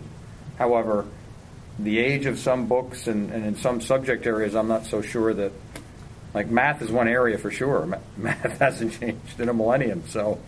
I was at a meeting last Wednesday where the speaker said that he's 57 and 2 + 2 = 4. Exactly. It's school and it still equals 4. Right. I mean, calculus is calculus. I mean, it's been around for a long time, so. I have a question. When, or is our school going to be involved in what I keep hearing about the core curriculum? That's a Pennsylvania mandate, yes. Okay. Now, from what I heard, Exeter's starting a new system next year where the kids are going to get out an hour earlier, 1 day a week, so the teachers can stay back and learn a new program. My question. Yeah, I don't know anything about that. Well, I just heard it, and I was just thinking, how would that affect our budget in a couple of years if it's state mandated that we have to redo this curriculum?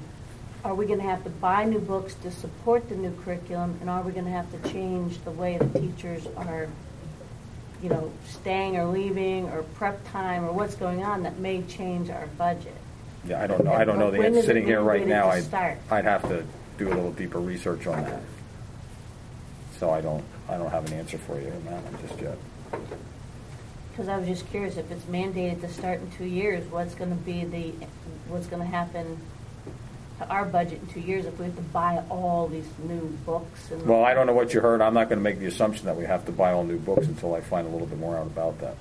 Well, look, our teacher's contract ends in 2 years. So Right. we have an opportunity to negotiate whatever the state mandates into that new contract. That might be something because that's what they're taking time to teach teachers. Mm-hmm. Monica, if I may, maybe talk about Common Core. Yes. I wrote to our 4 local representatives, and from the responses I received, that's being held in advance. Yeah, that's for the fall, at least till the fall now. I've seen that same thing. Longer than that. Yeah. Okay. That's why no offense, I'm not panicking over Common Core Well, yet. no, I was just hearing about it, and I was like, well, I wonder how that's going to impact our Right. employees and how it's going to impact our budget if we have to do anything different. We may. I mean, at this point, like he said, it is still pretty much in the development stage. All right. I want to keep this thing moving along here. So any update from the company working on our 5-year budget He model? was actually out 2 weeks ago now Mm-hmm. with us and actually had the model. Mark and I sat with him. He went through it. We went through it with him. He went back to the drawing board and is adding some different tabs. I know Mark just sent him some additional information today. So it's progressing. Does he have an estimated time of delivery in terms of the model? Soon. Yeah. I mean, I think Before the end of June? I'm pretty sure. So we can narrow that down with him tomorrow. Yeah. Get you an answer and then just. Because Email he said it. we would be ahead of the curve by being able to start utilizing it like in July. So Great. yes. Yeah, I mean, email that to us and to the whole board so we have an understanding as to when that model may be coming. This last one here, the next one, teacher contract and enrollment. I added this and I sent you guys a spreadsheet on that. I don't know if you want to, do you have that? Okay, can you pull it up on your overhead so the audience can see that too? I brought this up for a couple of reasons, and unfortunately Mr. McCullough isn't here. He expressed some concern over our numbers, and I wanted to make sure he understood and illustrate not only for him but the board as a whole and the public, what is going on with our teachers' contract and how it works, because I don't think everybody understands it. And so what you're going to find in there is under the one tab in the Excel spreadsheet, you're going to see the current DBEA salary steps and movements as is for the school district and as per our contract. And under the left few columns, can you go to the next tab? Yep. Okay, scroll up. Are we on the salary matrix as is? Yeah, it's contract step matrix under as is, right? So on the far left, what you see there in column A is the level of the employee. Bachelor's plus 1, plus 2, bachelor's plus 24, plus 1, plus 2. And that's the matrix. So right out of our contract. So if you're a bachelor's 1 in 1213, it says 1213 matrix, you're making $44,000 a year. Okay? 44.5. Right. Let me just pull it up on my own machine so I'm looking at it. Sorry? That doesn't include benefits? That does not include benefits. Okay? So, and what happens is you're going to move laterally, and down. So that's the yellow highlight. So what's going to happen is in year 2, you step, and then there's a movement in terms of price. So you will go from making $44,496 to $47,466 in year 2. In year 3, you move down and to the right to $49,887. Okay? And that's the way the contract moves. So as you scroll down, you'll see what somebody B16. Now, when you get to the end of the columns, okay, so B16, you're going to move left to right. So if you're B16 in 1213, you're making $77,200. In year 2 in 1314, you're making $80,000. In year 3, you're making $83,000. Okay, left to right. If you're at B16, okay. But if you're at B15, you would be making $68,000 in 1213, $80,000 in 1314, and then if nothing changes, you'd make $83,000 in 1415. No, that's right. A 15, B15. Right, if you're B15 in 1213, you make the 68. Right. 1314, you go to B16 and make the 86, Oh, 79, I got you. and then you go across. Where's the And then- 86 number? B16, B- 13, You go to 14. 16. You're going to move, scroll down. You're Oh, going I got to scroll down more. You're going to go from 68. You're on the wrong tab. Oh, okay. Go to as is. I got you. All right. All right. I got Scroll you. up. Okay. So, Oh, I'm with you am I now. screwing you up with the colors? There are no colors. You Yeah, gotta go like that. yeah, you can. I can. Oh, I can see 'em from here. when you do it like that, but when Yeah. it's up, I I'm can't with see you. 'em. All right, now. I was on the wrong page. We can have you sit in the audience, Frank, and you can look up at the. So as you scroll down, Mark, if you wouldn't mind scrolling down on that, you're going to see what it is for the B plus 24s, the Masters, the M plus 12s, the M plus 24s. Okay? Now, as you just go to the right at the top, you're going to notice under column H, FTEs. So these are the number of full-time employees that we currently have in 1213 for that particular level. So he's got 11, you got 11 FTEs at B, whatever that is, 9. It's masters, or master's 12.9. Okay, you got 11 employees there. Those 11 employees are making $64,000 apiece for a total of $707,000 in the year. Okay? And then the following year, things shift, and they need to shift down. So those 11 employees are actually going to shift down. So the model needs a little bit of work. No, I actually did it across. You did it across? Basically, what that is saying, you have 11 employees in 12-13 making the $60,000, right. $254. In 13-14, those 11 employees are going to step to a master's 12-10, which is the $64,349. Which is the $68,000. Then in 14-15, they're going to step to a master's 12-11, which is the $68,418. Right. So it's those same 11 people. You carried it across. Right. Yes. Okay. So what the net of this, so everybody understands how that's working. Then, as you scroll down all the way to the bottom, what you're going to find is we have 273 full-time employees, as is. But this is not have to take into consideration what just happened last Monday. Okay, this is pre-Monday in our preliminary budget. This is for 12-13. In 13, I'll give you these numbers. Currently, we spend $17,564,000 on salaries. $1.3 million in FICA, $2.1 million in PESers, another $3-point-something million in benefits. So we spend right now in 12-13 $24,320,000, okay, in salaries and benefits. If everything remained the same, in 13-14 it would be $26 million, and in 14-15 it would be $29 million, okay? So our average compensation per FTE, that's health benefits and salaries, is $98,000 per employee. All right? Full-time employee. And that jumps to $107,000 in 14-15. And currently in 12-13 it's about 85 or so, 86. So it's jumping by 10 grand a year. And obviously PESers is a big driver in that as well. All right? So we have a year-over-year increase from 14-15 to from 12-13 to 14-15 of $5.1 million. Okay? $29,500,000 minus $24,320,000 is $5.18 million. Okay? Almost $5.2 million. Now, if you go to the next one, salary matrix, preliminary budget. All right? This basically shows you the changes. So if you scroll up, those numbers that are highlighted in yellow in terms of FTEs are what changed with the preliminary budget as of Monday night.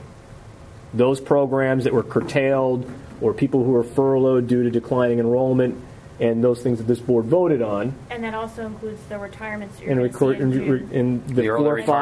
4 or 5 people that are early going through early retirement are reflected in here. So your revised FTEs is 255.29. Okay? Now I think actually, if you go to those cells, the average FTE is wrong because it's being pulled off of 273 and not the 255. So you need to change that, Mark. Go down to K111. Scroll. No. K111. Yeah. Go down. No. Is it 111? 131. Sorry, I can't read it from your thing. One more, and that shouldn't be H122. It should be I122. Right, and you need to do the same thing over there. Okay, that should be N instead of M. All right. So the cost avoidance from the preliminary budget decisions that were being made was $1.6 million in year 1, $1.8 million in year 2, for a total of $3.4 million in over the next 2 years. Okay, and the number that the board needs to sort of be focused on is that increase between 13-14 and 14-15 of $2.4 million. Okay, that's the jump that we're going to be talking about in January. Okay, and that's where fund balance or taxes or whatever is going to need to, same levers that are available to us are going to need to be discussed next year. All right, and so this is what I want the board to understand. This committee to understand, the board to understand, the public to understand, because this is what the nut's going to be going forward. Now, it went from $29 million to $27 million, But the jump between 13-14 and 14-15 is $2.5 million. Okay? And so that's the discussion we need to have going forward. Now, other tabs below there, they need a little bit of work. Steps and percentages and steps in dollars. This sort of tells you what the increase is from one year to the next and what the total increase is over 2 years for those people in those positions and what the average increase is from 1 year to the next. Okay? So that's the model we're sort of working on. And here's what I'd like to see. Yeah. I would like to see, and aside from this, I mean, this is great. I would like to see from when the teacher's contract was first entered into, just a list of salaries at that time, and what the list of salaries are up to date, and then projected until the end of the contract. I just want to see that. I can show you that. If you go, do you have the updated budget, updated 14-15? You know, I get the whole PSERS thing. I get the whole, benefits, all the other benefit stuff, but that's not what I want to know. Yeah, is we're going to get just to that right now, the Frank. Contract updated. Go to the Excel spreadsheet. Updated projections to 14-15, revised 5/28/13. It was in an email you guys sent to me yesterday I sent it out last night. or last night. An email that you guys have. I sent out. Go to the updated Andrew. to the right. Sorry, Click on that one. I can send it to you. Okay. Sorry. Now go to. I can certainly send it to you. Yeah, okay, that's great. Monica, do you want me to send it to you? Go to teachers. Go to the yellow tab. All right. So Frank, I don't know if this. Oh, rats! This isn't the one. This isn't the one. That's it. No, I got another one. So Frank, with this, I got another model that I was working on. So Okay. what we'd have to do is, what you can see, this starts with 11-12, and it's 22 million, 22.7 million, and then it jumps to 24.3 to 25 to 27, based on.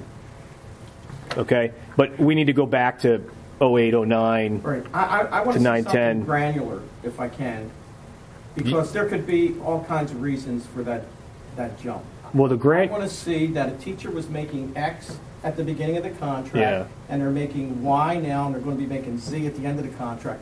Because I'm tired of these debates and these embarrassing matches, yelling matches that go on. Go when the to- facts there, I want to see what the facts are. And the facts Go are to- that there are people in this community who haven't gotten raises in years. Yeah, no, go And to- I just want to see what that looks like. Go to what the Sam Hill was at. Go to benefits 13-14, teachers benefits 13-14. All right, so here you have actual names, I don't have this one. and you'll see the 12-13 salary and then the 13-14 salary, and you'll see the jump there. If you scroll out to the right, You sent it to me, Danielle? you'll see the salary increase. And we were talking about, what a freeze would look like and some other Yesterday. types of things in terms of total compensation. And we could take that all the way back to 08-09. So you'll see what the jump is from 08-09 through 14-15, quite frankly. That's what you're looking for? That's what I'm looking for. Okay. Can this be released to the public? Sure can. Yeah, this is all public information. Okay? So, look, the goal of this is to get this all out into the public. I mean, we posted the teacher's contract, but most people don't understand what that means. So we have spreadsheets here now which lay out what the teacher's contract means, and then what we'll do is we'll work this backwards so everybody understands, how it's changed from 08-09 to the present and how it's going to change going forward in terms of compensation. And because people don't believe you when you say, hey, look, we've got people making, salary jumps of $10,000, $15,000 a year. It's happening. So, and I think the more information we get out into the public, the better served everybody is. I mean, the numbers are the numbers. So, And I'm not blaming anybody but us. I mean, shame on us, well, this was not done when the teacher's contract was signed. Right. None of this information was available. People Right. just looked at a one-sheet piece of paper and said, That's what I mean. 4%, that looks fine. Yeah. I think, I always thought teachers do a great job. I've got nothing against them. They make our kids, they take care of our kids. It has nothing to do with any individual teacher. It's a financial, purely a fiduciary type of issue here on how much that contract is costing us now. Just want, you know. Well, Just a side note, Shouting or still going to be shouting. I don't care what you shout. Yeah, they can shout, but, you know, they're the numbers. we don't have to shout about what the numbers are, because the numbers are the numbers. You don't have to like what you see, but I just think putting it on the website is one thing, but I think before the next contract expires, you're going to have to publicize this on that. we're doing that now. I mean, that's part of this discussion, okay, is because I'm tired of a PR campaign in the public about, this isn't a district versus teacher issue. This is purely a financial issue. If our contract wasn't driving our budget deficits, we wouldn't be having this discussion, but it is. And so we have to have the discussion. We have to have an honest discussion about what the numbers are and how it's impacting our budget and what the sacrifices are going to need to be made, both in programming and fund balance and taxes to get from point A to point B. And I think that's, so the more information we can get out there, the better off I think everybody is in terms of having an honest discussion. Mr. Kurtz, and then you, Joe. Go ahead. Go ahead. I was just going to ask, I have more stuff. Okay, but I just want to ask, do you move steps just by being here another year? Yes. Up to 16, and then you got to do something more to move that next? That's contractual. correct. Okay. When you negotiate a contract, you can structure that whole deal any way you want. That just means another year of service. That's correct. So now understand. Not necessarily. Yeah. Not necessarily. Some people, sometimes they compact steps. It depends the way the contract's structured. Our Step- contract, It's one year. equal one. Yeah. It's 1-to-1. So what happens also is people can move. You see the yellow columns and tan columns. People can move that direction if they did nothing, right? But they can go take a class, and they take that class starting in September. They finish in November. They step. I don't know, 1 to 3 or something. Like no, they actually would move, let's say from a B, say they're a B3 now, they could take classes and go to a B24 step 3. Wow. And then You guys next, signed that contract? I didn't sign that Let me say it contract. this way again. I'll say it this way to be tactful. That's a contractual discussion. Actually, and I don't mean to be rude or anything like that. I hope I'm not coming across that way. But that is the perception, is that, the board asked the teachers, the current teacher's contract was opened by the board 2, 3, 4 years ago, and it was 2009, I believe, perhaps 10. Their contract was coming to an end. Correct. And this board went and negotiated an early bird contract with them. Right. Yes, And this is what we ended up with. that's exactly right. Look, I mean, You did agree to it, right? yeah, the board definitely agreed to it. Yeah, and I can tell you, I was there, Right. and I was vehemently opposed to it. There was no due diligence done, no work looked at to see what the cost was going to be, no pro formas. We got a one-sheet piece of paper. I still have it.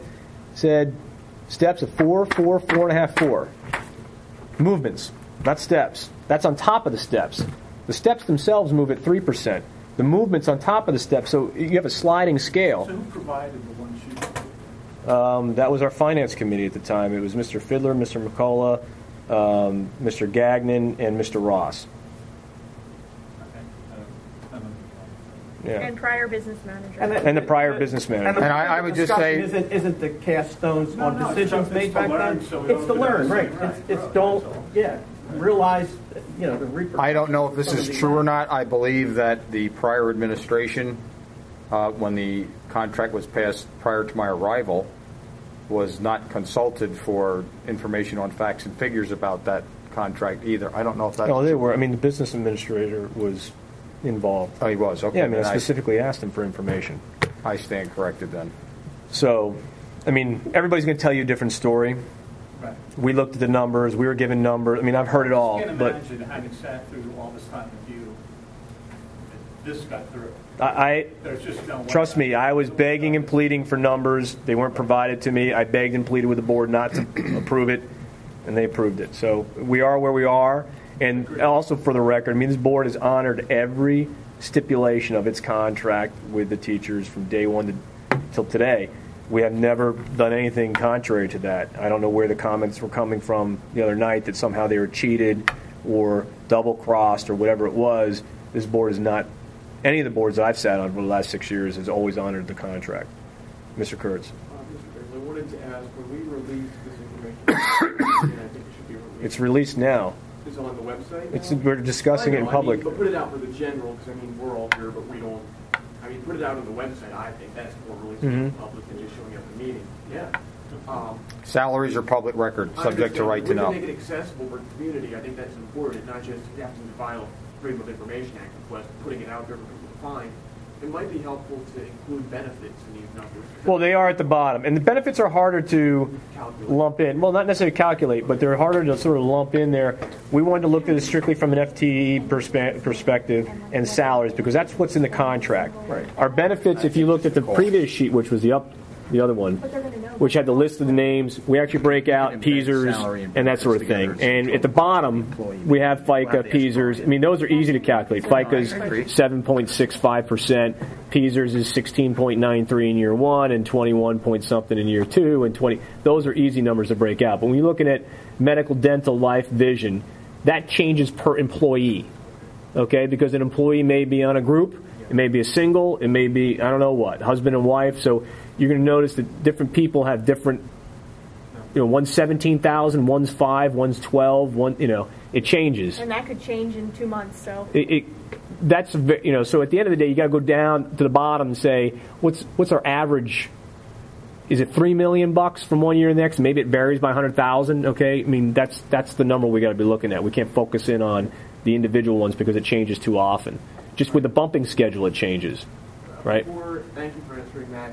Again, I think we should put this on the main page of the website, just for easy visibility and accessibility by the public at large. I think that's good to do. Right. Well, step one is we need to get some feedback from board members. Okay. Step two is when you look at some of these other tabs in terms of steps, in both in dollars and percentages, we've been talking over the last few days about what's the best way to represent this, whether you go linearly across or you're going in some sort of diagonal fashion, because that's the way the steps are moving. So people, when they look at this, they intuitively understand what it means. The last thing we want to do is put something out there that confuses the public and creates more discord and not less. We're trying to answer questions, not create more questions. So this is a work in progress, and I think we'd have to wait until we're all satisfied with it. Yeah, because I'm of the opinion to keep it simple so people can quickly understand it. And the simplest way is to say, here's how much money I was making at the start of this contract, and then here are my increases across the years of the contract. And then if we want to start adding in the other increases that go along with it, what we pay for benefits, that's fine. But simply from a sustainability of the salary increases or the non-sustainability, just want to see that list. Okay. What's there to complain about? It's the truth. If you're embarrassed that you got these increases when other people in your community got none, then shame on you. There it is. There's the number. Other school districts have done the same. I was just going to say the same thing. Basically, putting a spreadsheet on the website's nice. You're going to lose the general public. I'm not trying to denigrate the general public, but you're right. Numbers, and you're going to lose. You're right. It takes some explanation. You take take an average. A, B, and C. Low, medium, and high. Here's where they started in 2008. Here were their annual increases till 2013. That'll resonate. People can understand that. That'll resonate too. Mm-hmm. Yeah, I agree. All right. Well, I mean, look, this is why we're doing this. It's to provide get some feedback from people. But this tool in particular, this first sheet here, was really for the benefit of this committee and the board members, so that we understand what the impact was of the decisions that were made the other night in terms of cost avoidance, and then two, for Mr. McCullough, so he understands the numbers a little bit better in terms of why they are what they are and how they change from one year to the next, and what our liability is. It's being covered by Mr. Boyer's head at the moment, but of $2.5 million. That's the nut we're going to have to talk about in 6 months. Yes. Right, which is what I was trying to say at the meeting. Well, and what I told you is we got our eye on it. We understood that. Right. And trust me, this model didn't show up in a week. No, I know. This stuff is stuff we've been working on for years and months, and it changes daily. But we are watching what our liability is, and we certainly, when somebody asks me what's what's your salaries and benefits going to be in 2 years? I know what that number is. Right. Okay? So, I guess that circles me then to, well, what the heck did the teachers offer? Because, and I sent all of the board members an email, giving them my thoughts. But what the teachers offered was, we took their matrix and we did the same thing with it. Okay? And on the spreadsheet, on the piece of paper they handed to us, they showed a savings in year 1 of $1 million and in year 2 of $1.3 million. Okay? For a total of $2.3 million. That's what they were offering. All right? In exchange for that, we had no furloughs, no demotions whatsoever. Okay? Now, what they didn't show on there, when we ran their numbers, it wasn't $1 million and it wasn't $1.3 million. It was like $700,000 and $900,000, according to their numbers. Okay? So the savings wasn't what they were projecting them to be based on the numbers that they gave us. Okay? That's number one. Number two, they didn't show the most important criteria, which is they wanted to extend their contract into 15-16. Okay? So the contract, which has a lot of other things in it that we haven't even talked about here, moves forward a whole nother year. And in that year, it was a 5.5% increase overall on average. Okay? It ends up, instead of being $29 million if we did nothing, it was $31 million. Okay? We were better off leaving things the way they are going forward into 15-16. I'm sorry, our liability would have been $30 million. With their contract, we'd have been $31 million for salaries and benefits in 15-16. We would have been better off not doing anything than accepting their offer. So was there a discussion with them? That yes. Here's why yes. we don't agree with... Lengthy. Yes. We told them flat out 15-16 was off the table. We were not going to extend an already bad contract for the school district another year. We told them that. In March, we told them that. But even the point that, well, they're saying it's $1 million, you're saying it's only $700,000. And they're saying it's $1.3 million, and you're saying it's less than that in subsequent years. So that means somewhere in the middle of all this math, somebody's figures aren't. Because we don't necessarily know 100%. I don't know what their assumptions are or what people they're factoring in. Type of grid, or what did they presented us with a matrix, okay? And then they presented us with a summation of what that matrix meant, right? In a printed out sheet of paper. They didn't hand us an Excel model. So these guys took the time to take their matrix, entered all those numbers into an Excel spreadsheet. Match it up. And the numbers that they derived did not equal the summation that they had. It was less. Okay? So that's what that was. Now, this board told them back in March we would not do a third year to their contract, unless they wanted to open up the entire contract, and we can talk about everything.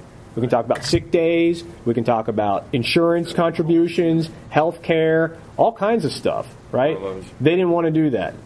Okay, what they wanted to do was say, look, no, we want all 3 years and no furloughs, no demotions for the first 2, which means we have to keep all of our program. We couldn't fire or demote anybody, even for declining enrollment. So you're paying for teachers to be in classrooms that you don't need them for. And at the end of the day, you've bound our hands. So what's left for us what levers do we pull to address the budgetary increases? Because we have a budget that's moving, that was moving $2.5 million a year, and they're giving us $700,000 worth of concessions. So you're left with $1.3 million or $1.5 million of cuts that you still have to make, but you can't make the cuts because you can't furlough or demote anybody. So what are you left doing? You got to raise taxes to the index plus special exceptions, and if that doesn't get you there, you're left cutting extracurriculars or something else that the public clearly told us they don't want us to cut. But still keeping them employed. But still keeping them employed. Right. But you can't furlough. But by not lowering the base, and I didn't work through the math, so I'm asking if you all did. By not lowering the base, you're going to be sitting there in the same predicament next year, and now... We did lower the base. Well, you lowered it by getting rid of the people, but the people who are still here, if you scroll up to your thing, if you wouldn't mind, those people who were, those 11 people that were... Masters 12, I think it was. Wherever it was. To the B11, yeah. You were pointing it out before. There it is, right in the middle. Right there. Oh, those 11. No. I was looking for the part where people went from 68,000 this year to 80,000. Yeah. Oh, next year. Right. That's right. Right in that area. So what I was thinking was, you got people. Those people are going to move steps because the contract's in effect. Yep. Next year and the year after that. Yes. So all of a sudden, all these people they're going to be sitting there when you go to negotiate the next contract with salaries that are up here instead of potentially down here by opening that up. And that's all I was kind of getting at with. Yeah, I don't like the idea. Here's the thing, though. And I would say, you know what? Look, at the end of the day, we asked for a salary freeze, okay? Which is the same thing that Boyertown got, same thing O&J Roberts got, same thing that Penland, New Penn, I mean, they got 0, 0, 0, less than 1 over a 5-year span, okay? What we got back from the DBEA was 5.5%, 5.5%, 5.5%. It got worse from when we started in March to where we ended in May. Did we make a counter on it? Yeah, yes, we've made many. And as a matter of fact, last Tuesday, the week before, the Tuesday after our committee of the whole meeting, our negotiation team sent them an email and said, look, this offer is not acceptable. However, we do have an offer that we gave to you on the table a week ago or 2 weeks ago. We'd still like to discuss with you. The teachers union decided 2 days later they're going to ratify an offer that we already rejected and bring that back to the public. I mean, that's the equivalent of us saying whatever offer we made to them in March, let's just vote on it as a board in March and approve it. Whether they approve it or not, it makes no sense. So I'm not arguing with it, but I'm honestly not. I'm just looking at the numbers, right? On cell B14, where the person is making $66,000, and by the end of the contract, they're making $87,000. that's correct. Yeah, but that's not the beginning of the contract. 2 years for from instance. now, to start a negotiation point. Okay, we'll agree to 2%. Well, guess what? You've already increased it 30% in the last 2 years. Mhm. Okay, but point being, without lowering the base now, we pay for it even at the starting point in the next 2 years. Well, So, look, 2 years from now, the base can be whatever we decide it's going to be. Well, they're not going to take a cut, or is that what you're thinking? Well, I'm talking about negotiations. Well, you're not going to make 87, you'll make 67 again. Or you go back to 75 or some other number. Sure, what you're Nothing saying works makes that sense, but can you afford? Well, I don't know. I say you got to work through the math. That's the whole thing. You got to work through the Look, math. our options were A, do nothing, B, accept their offer, or C, do what we did the other night. Doing nothing. Continue negotiating. Well, we can only negotiate with a partner that wants to negotiate. We've extended the olive branch to negotiate. We continue to say we were willing to negotiate with you. They're the ones that closed the door on the negotiations. And they've continued to close the door on the negotiations. What you saw the other night did not look like people that are receptive to continue to talk. The minute you go to the press, that sort of ends the negotiations anyway. Yeah, once that hit the public, that was over. Story, so Look, trust me, 9 people sat here and brokered with them in good faith. 9 people who disagree on a lot, okay? And we all came to an agreement that the offer they gave us was unacceptable. That's got to tell you something, okay? It tells me that the offer was unacceptable. Right. And I would find it unacceptable. If you all found it unacceptable, I'm certain I would find it unacceptable. Right. Honestly. And that's what we told them. We said, but we're willing to continue to negotiate with you. They said no. We are where we are. So if they want to come to us next week and say, hey, look, we've thought it over. We're willing to talk to you guys about something. I don't think anybody in this room or in the board would say we're not willing to listen. Nothing's official. We're reasonable people. 24th. You know, we want to do what's best for the school district. But clearly, you know, the path that we're on is an unsustainable path. We've talked about it for years. So I don't want to belabor this point. That's not where this was. The point of this was to basically get this worksheet out so people can see it, get some feedback, so we know how we can make some improvements, make it easier. And we'll work to that end. Different slices of it. Yeah. You know, Okay. Not to disassemble that by any means. All right. Last thing was cyber charter model costs. I kind of threw this on there because I've been thinking about this. Dr. Otto, Ms. Torcher got up and said, well, we're going to do this VLN or VPN, what's the? VLN company, right? And they're going to offer their curriculum, and hopefully these 85 students or whatever it is are going to matriculate back onto our cyber charter offering from other schools. But something she said struck my attention, which was VLN can model our current curriculum, and the goal would be then to maybe do some sort of hybrid where you get these kids to come back. They're taking our cyber charter classes, and B, you maybe even get them to come back into the buildings, right? That was her goal. Well, that would be the goal of any. Right.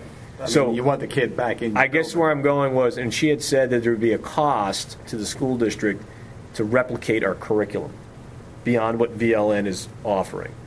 I'd like to know what that cost is, because I think instead of doing things in half measures and waiting to see what the reaction is, 2 or 3 years out, I think if we're going to move to this cyber charter sort of platform, let's get our curriculum up there. If it's a good curriculum, let's let them replicate that. Let's make that offering to those children of our school district that are going other places, these 85 kids, and see if we can't get them to start coming back sooner than later, and move that along. So I'd like to know what the cost is for that. For VLN's service to model our curriculum. Okay. And then I'd like to know what's the break even in terms of how many students do you need to get back before you break even on that cost, right? It's a cost avoidance model, right? I mean, we had 10 grand going out the door, or $5 grand going out the door in terms of reimbursements. Right. Okay, and so for every student you get back, that's $5 grand less that you have going out the door, right? Yes. Right. So what's the cost to offer a curriculum that reflects our own, whatever it is per student, I don't know, and then how many students do you need before you come back to that model, before all of a sudden we've paid for that extra cost, and now anything above that number would then be additional dollars the school district saves by those students not going somewhere else. You follow me? I think so. So it wasn't to get into a big brouhaha, because you guys obviously couldn't come to the table with that information, but I wanted to sort of have that out there and say, look, I'd like to see us as I'd like to get some feedback from the other committee members. Instead of doing this in a half measure, hey, let's get VLN out there for next year, and then we'll do their model, and then 2 years from now we're going to do our model, and then 3 years from now it's a hybrid model. Heck, let's just move to our curriculum and offer it in the fall. Well, a lot of it's going to be predicated, and it's probably not a finance discussion, a lot of it's going to be predicated on really how many kids we can get to come back. Well, you don't know that. They have no obligation to us whatsoever. So correct. So I guess the issue is it may be a sunk cost. I'm trying to figure out what's the sunk cost. Mark wants to say something. When we spoke to VLN, they said it's about $16,750, which is an annual fee, and I'm not exactly sure what that all gives us, but it does give us access to what's called their consortium. So they develop the curriculum for other schools and make it available for us to use. And they will tailor our curriculum at some point. Now, I don't know if that's an additional cost, that $16,000. I'm not sure if there's a fee that you would also pay per student. Have you looked at any others? I'm looking for... Yes, we have looked at the BCIU model, and that's basically... Is that the Acellus? I looked at the Pottstown model. They used something. They used a few things, but they used one thing called Acellus, and I know actually a teacher there at Pottstown that uses it, and a couple other folks, and they pay $5,000 for a server, and then it's $10 per student license, and you can have them take as many classes as you want for that $10. Did Pottstown develop the curriculum for that? Or No. did they basically buy it like a out-of-the-box type? Probably out of the box. Yeah. I don't know for sure, but they've even offered to talk to you if they wanted to. This is just a off-the-cuff conversation I had with someone I actually know personally who works there, and Maybe Mary Beth should contact.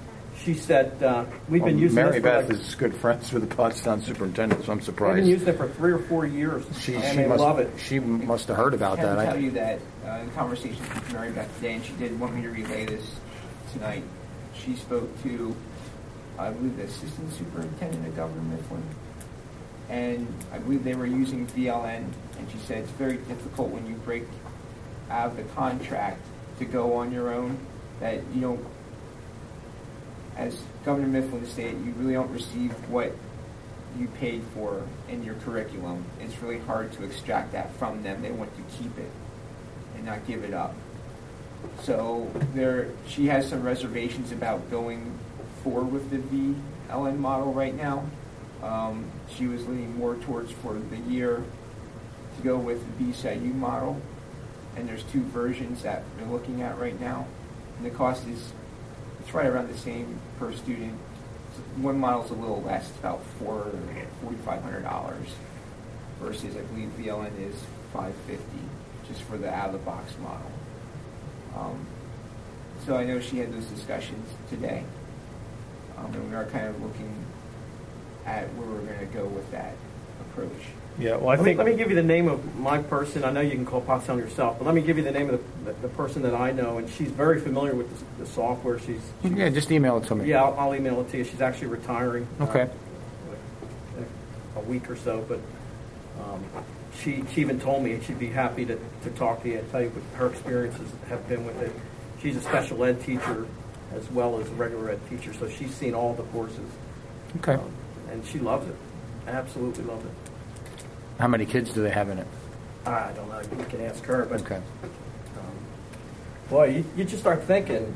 Again, this is a finance meeting, but you just start thinking.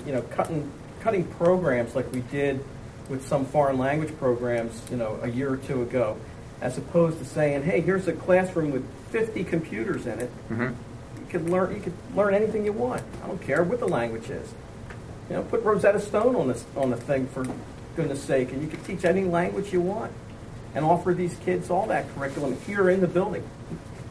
It doesn't have to be cyber charter, meaning outside of the building. It could be right here in the building. that's right. You don't have to worry about your class sizes of 21 kids. You have 50 kids. You don't have to worry about them all being 9th graders. There could be a 9th grader and a 10th grader and an 11th grader all sitting in a room. Learning Mandarin Chinese. They use computers for everything. These kids are so savvy. It's really tempting.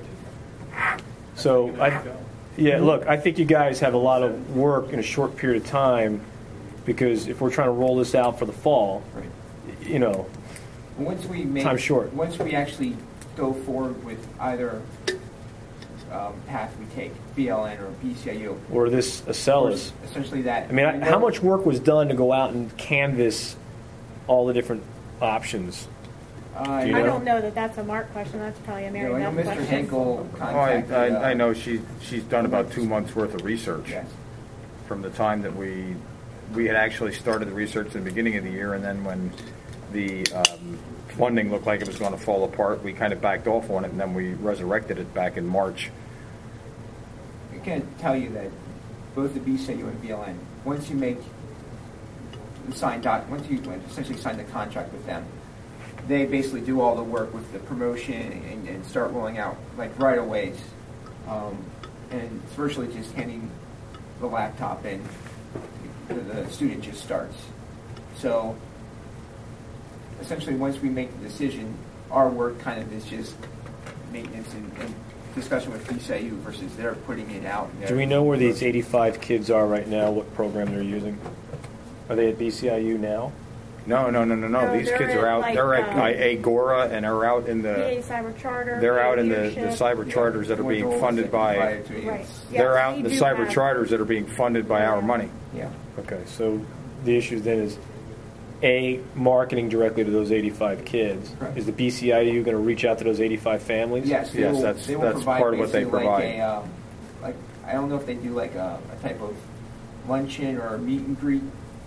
They send out information to the child, try and get a hold.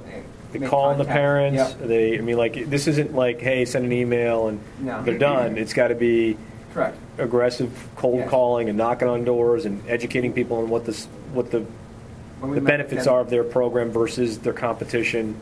they had a pretty detailed way of going about how they contacted, when they explained it to us when we met with them. That was almost 2 months ago already. So, and they've done it many times before with other school districts within the county. So Now, how does that dovetail in this idea of a blended model? Where, hey, Blended model, you have to take a couple BCIU classes, and you can also come into our classroom or play sports with us, or do all these other things that we. That comes as part of the growth process. What you have to do is get you have to get something here to begin to entice people to come. Yeah, but that's like that's a $4,500 fee. You sign a contract and it's there. I guess I'm wondering is what's the value proposition? Why is the kid at home going to switch from Penn Cyber or whatever and go with BCIU's program through Daniel Boone? Because they can get a Daniel Boone diploma. Okay. They can play Daniel Boone sports. Well, that's now you're going where I want you to go. So, which is, hey, who is BCIU saying, hey, look, you're going to get a Daniel Boone diploma. Yes, you can play varsity sports for Daniel work, Boone. You yes. can. Okay. They don't do the marketing without us. Okay. They spearhead it, but we are part of that process. Yes. So it wouldn't be just us saying, here, BCIU, you go call these 10. We would be there actively working with them to market this to. And will BCIU's program model our curriculum, or will they pick things out to model our curriculum, or no. How do they graduate with a DB or Daniel Boone diploma? We certify it. We certify that what they've done. We have the power to certify that what they've done meets our standards, and we can graduate them with having taken the cyber program. Okay. All right. So you'll get from Mr. Seminaro the sell us information, and then whatever other. I don't know what other universe of stuff is out there. It'd be nice to know from Mary Beth, like, who else did she talk to? Was it just VLN and BCIU? Was it 10 companies? Was it 2? Was it 3? Pottstown uses more than just Acela, so she could tell you what the other programs are they use too. I mean, if they're using multiple programs, why should we pigeon ourselves into one? Well, that's part of our taking a relook at VLN. We're not married to anybody yet or any one program, and I think this whole process of cyber schooling is at a very beginning stage, so we want to be as flexible as possible with how we get it started. Right, but I think we need to give ourselves a hard deadline, right? What's the deadline? Is it you have to have it? We have to make a decision and sign the contract with who by what date? Is it July 30th? Is it July 15th? Is it August 27th?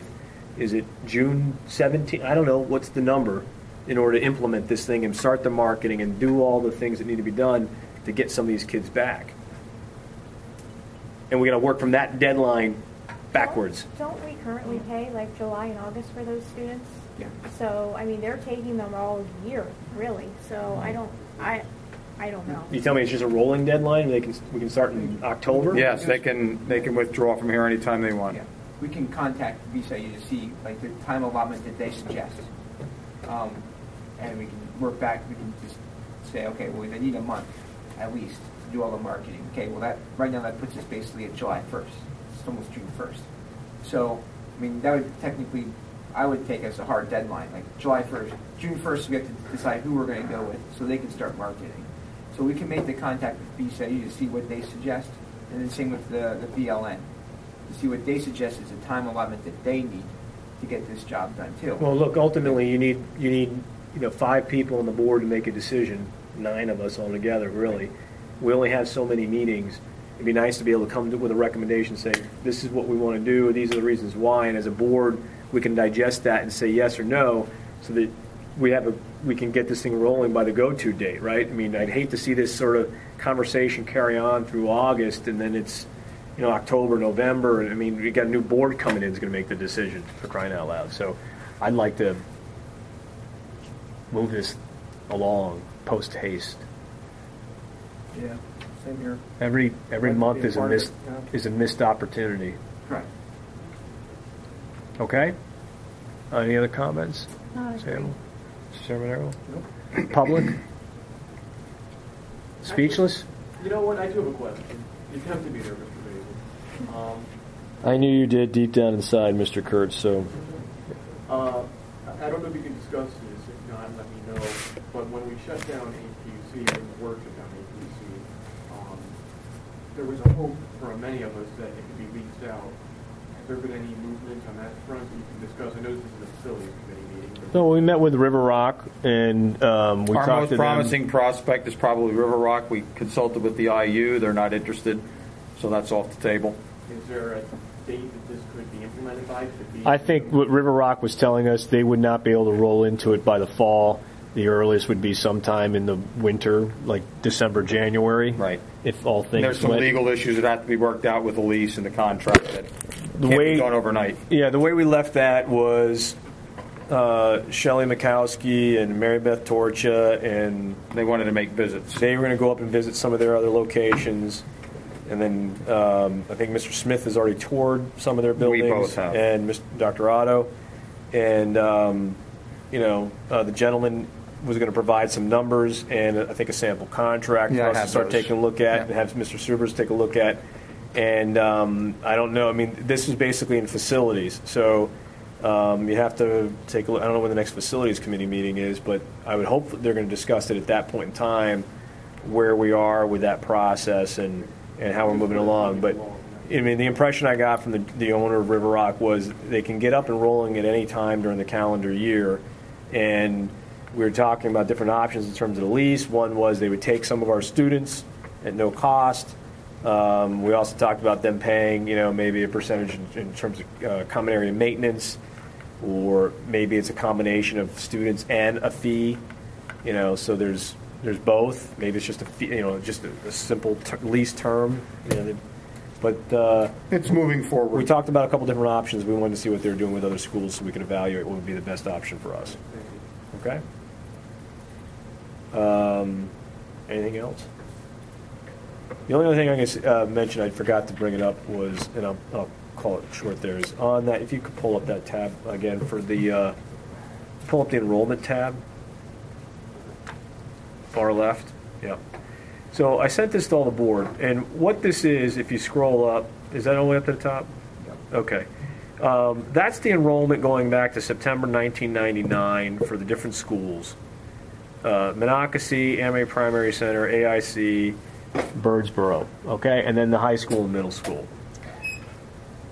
And then you're going to see in there what our special needs children are and what percentage of our population that is. The state is like 14.5%, so we're consistent with what the state average is. It doesn't matter what year you're in, really. We're generally trending below it, but right now we're about at the state average. And then below that, the second table, when you get VOTEC, and then below that, the second table is the differential. And so keep scrolling down. So that, too far, go up one or two. Let's get those two tables on the screen, okay? So what you have here is, go up one more, and then maybe reduce the size overall.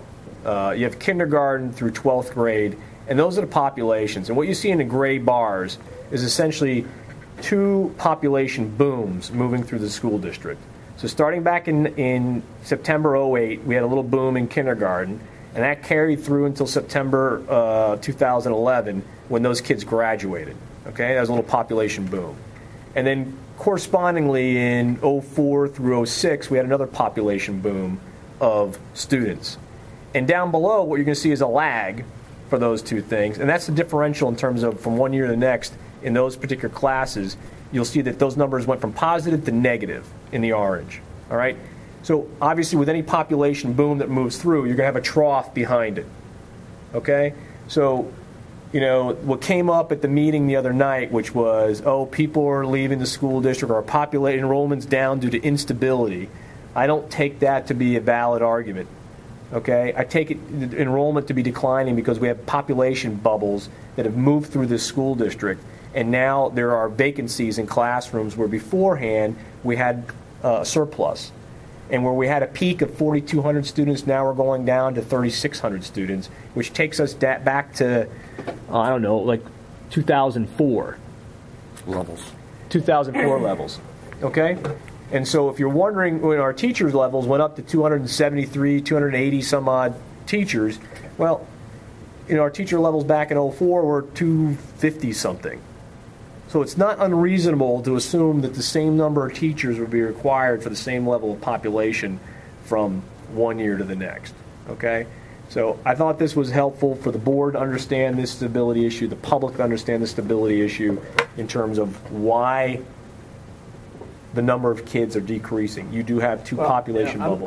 I'm not taking a side here or anything. I just like to play both sides of the coin. So if people argue the point that our population is decreasing because of losing program, I could argue that it could be decreasing because of our tax increases. Absolutely. So, not that I'm arguing either of those, but well, I guess what this you information can't make the is assumption that people are leaving this district. No. But what I'm saying is this information, I think, helps in the sense that 04, 05, 06, there was a building boom here, right?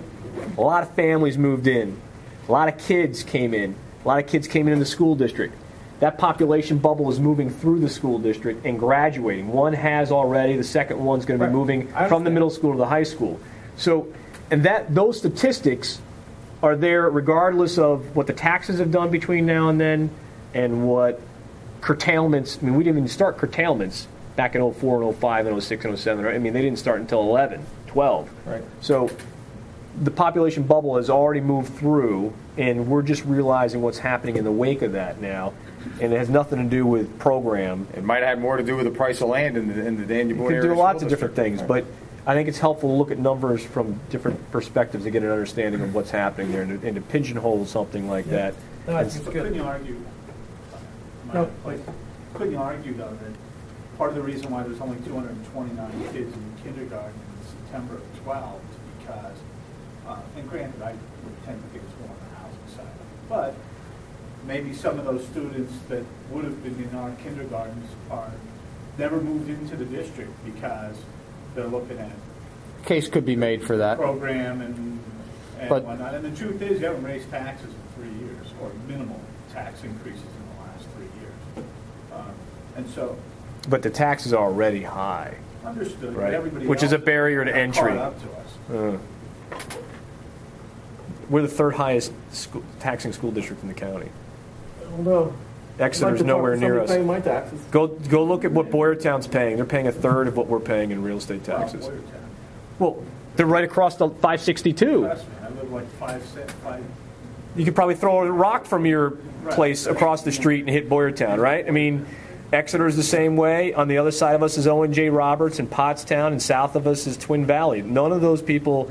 I mean, if you want to live in this area and you have a choice of buying a house that's going to cost you $250,000, Right. but your real estate taxes in one is $12,000 and the other it's $4,000, it's a no-brainer where you're going to buy your house, right? I mean, you're saving $8,000 a year Right. that you can put towards your college tuition or whatever else for your kids, your retirement, right? So, I mean, I'm sure the taxes are a big part of it, but I think, part of the argument also becomes, especially if you start to go down the road of program cuts, like kindergarten, like sports, et cetera, I mean, Clearly. Yes, you're right.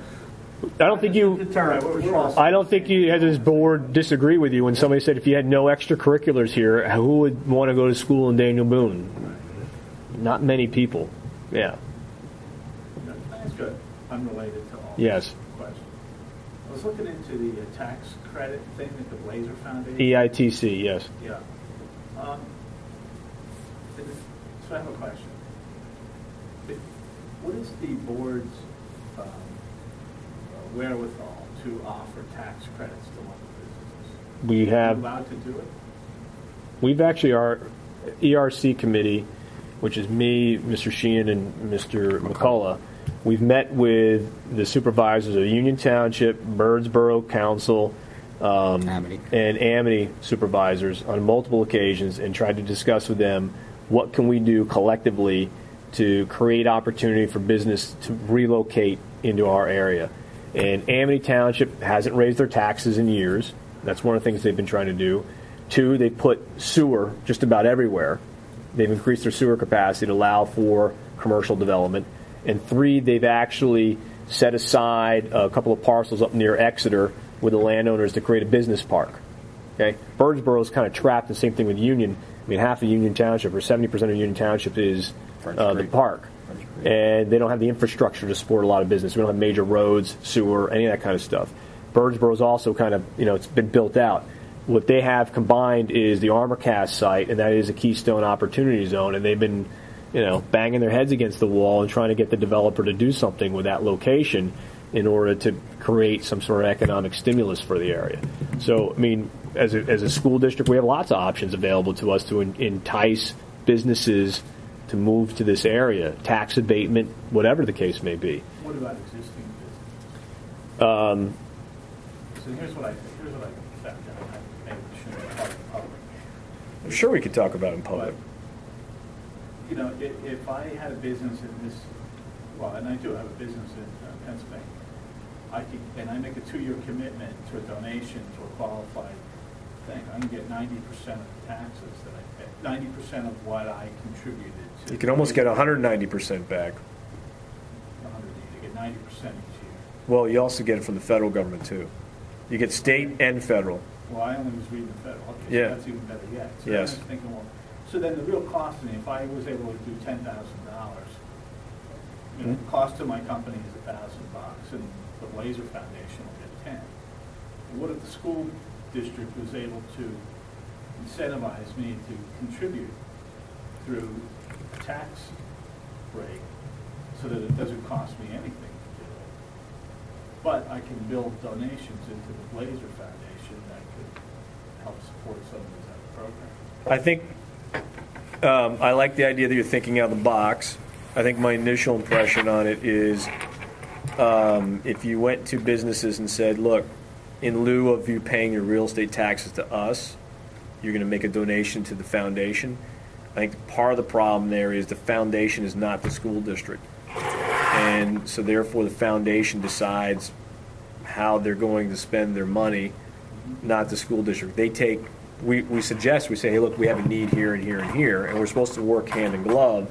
We have a completely separate board there that's going to decide what they're going to support in terms of those dollars. So now you're taking dollars that we sorely need in terms of supporting program and salaries and benefits and all those things, and you're saying, okay, well, in lieu of giving it to us, give it to the foundation. The foundation's now going to go do other things with that may not be priority, you know what I'm saying, for the school district. They're ancillary or added benefit, type of thing. So that's more sort of my initial impression on that. I mean, I think if there's something we can do to induce, people to stay, right, or to move in.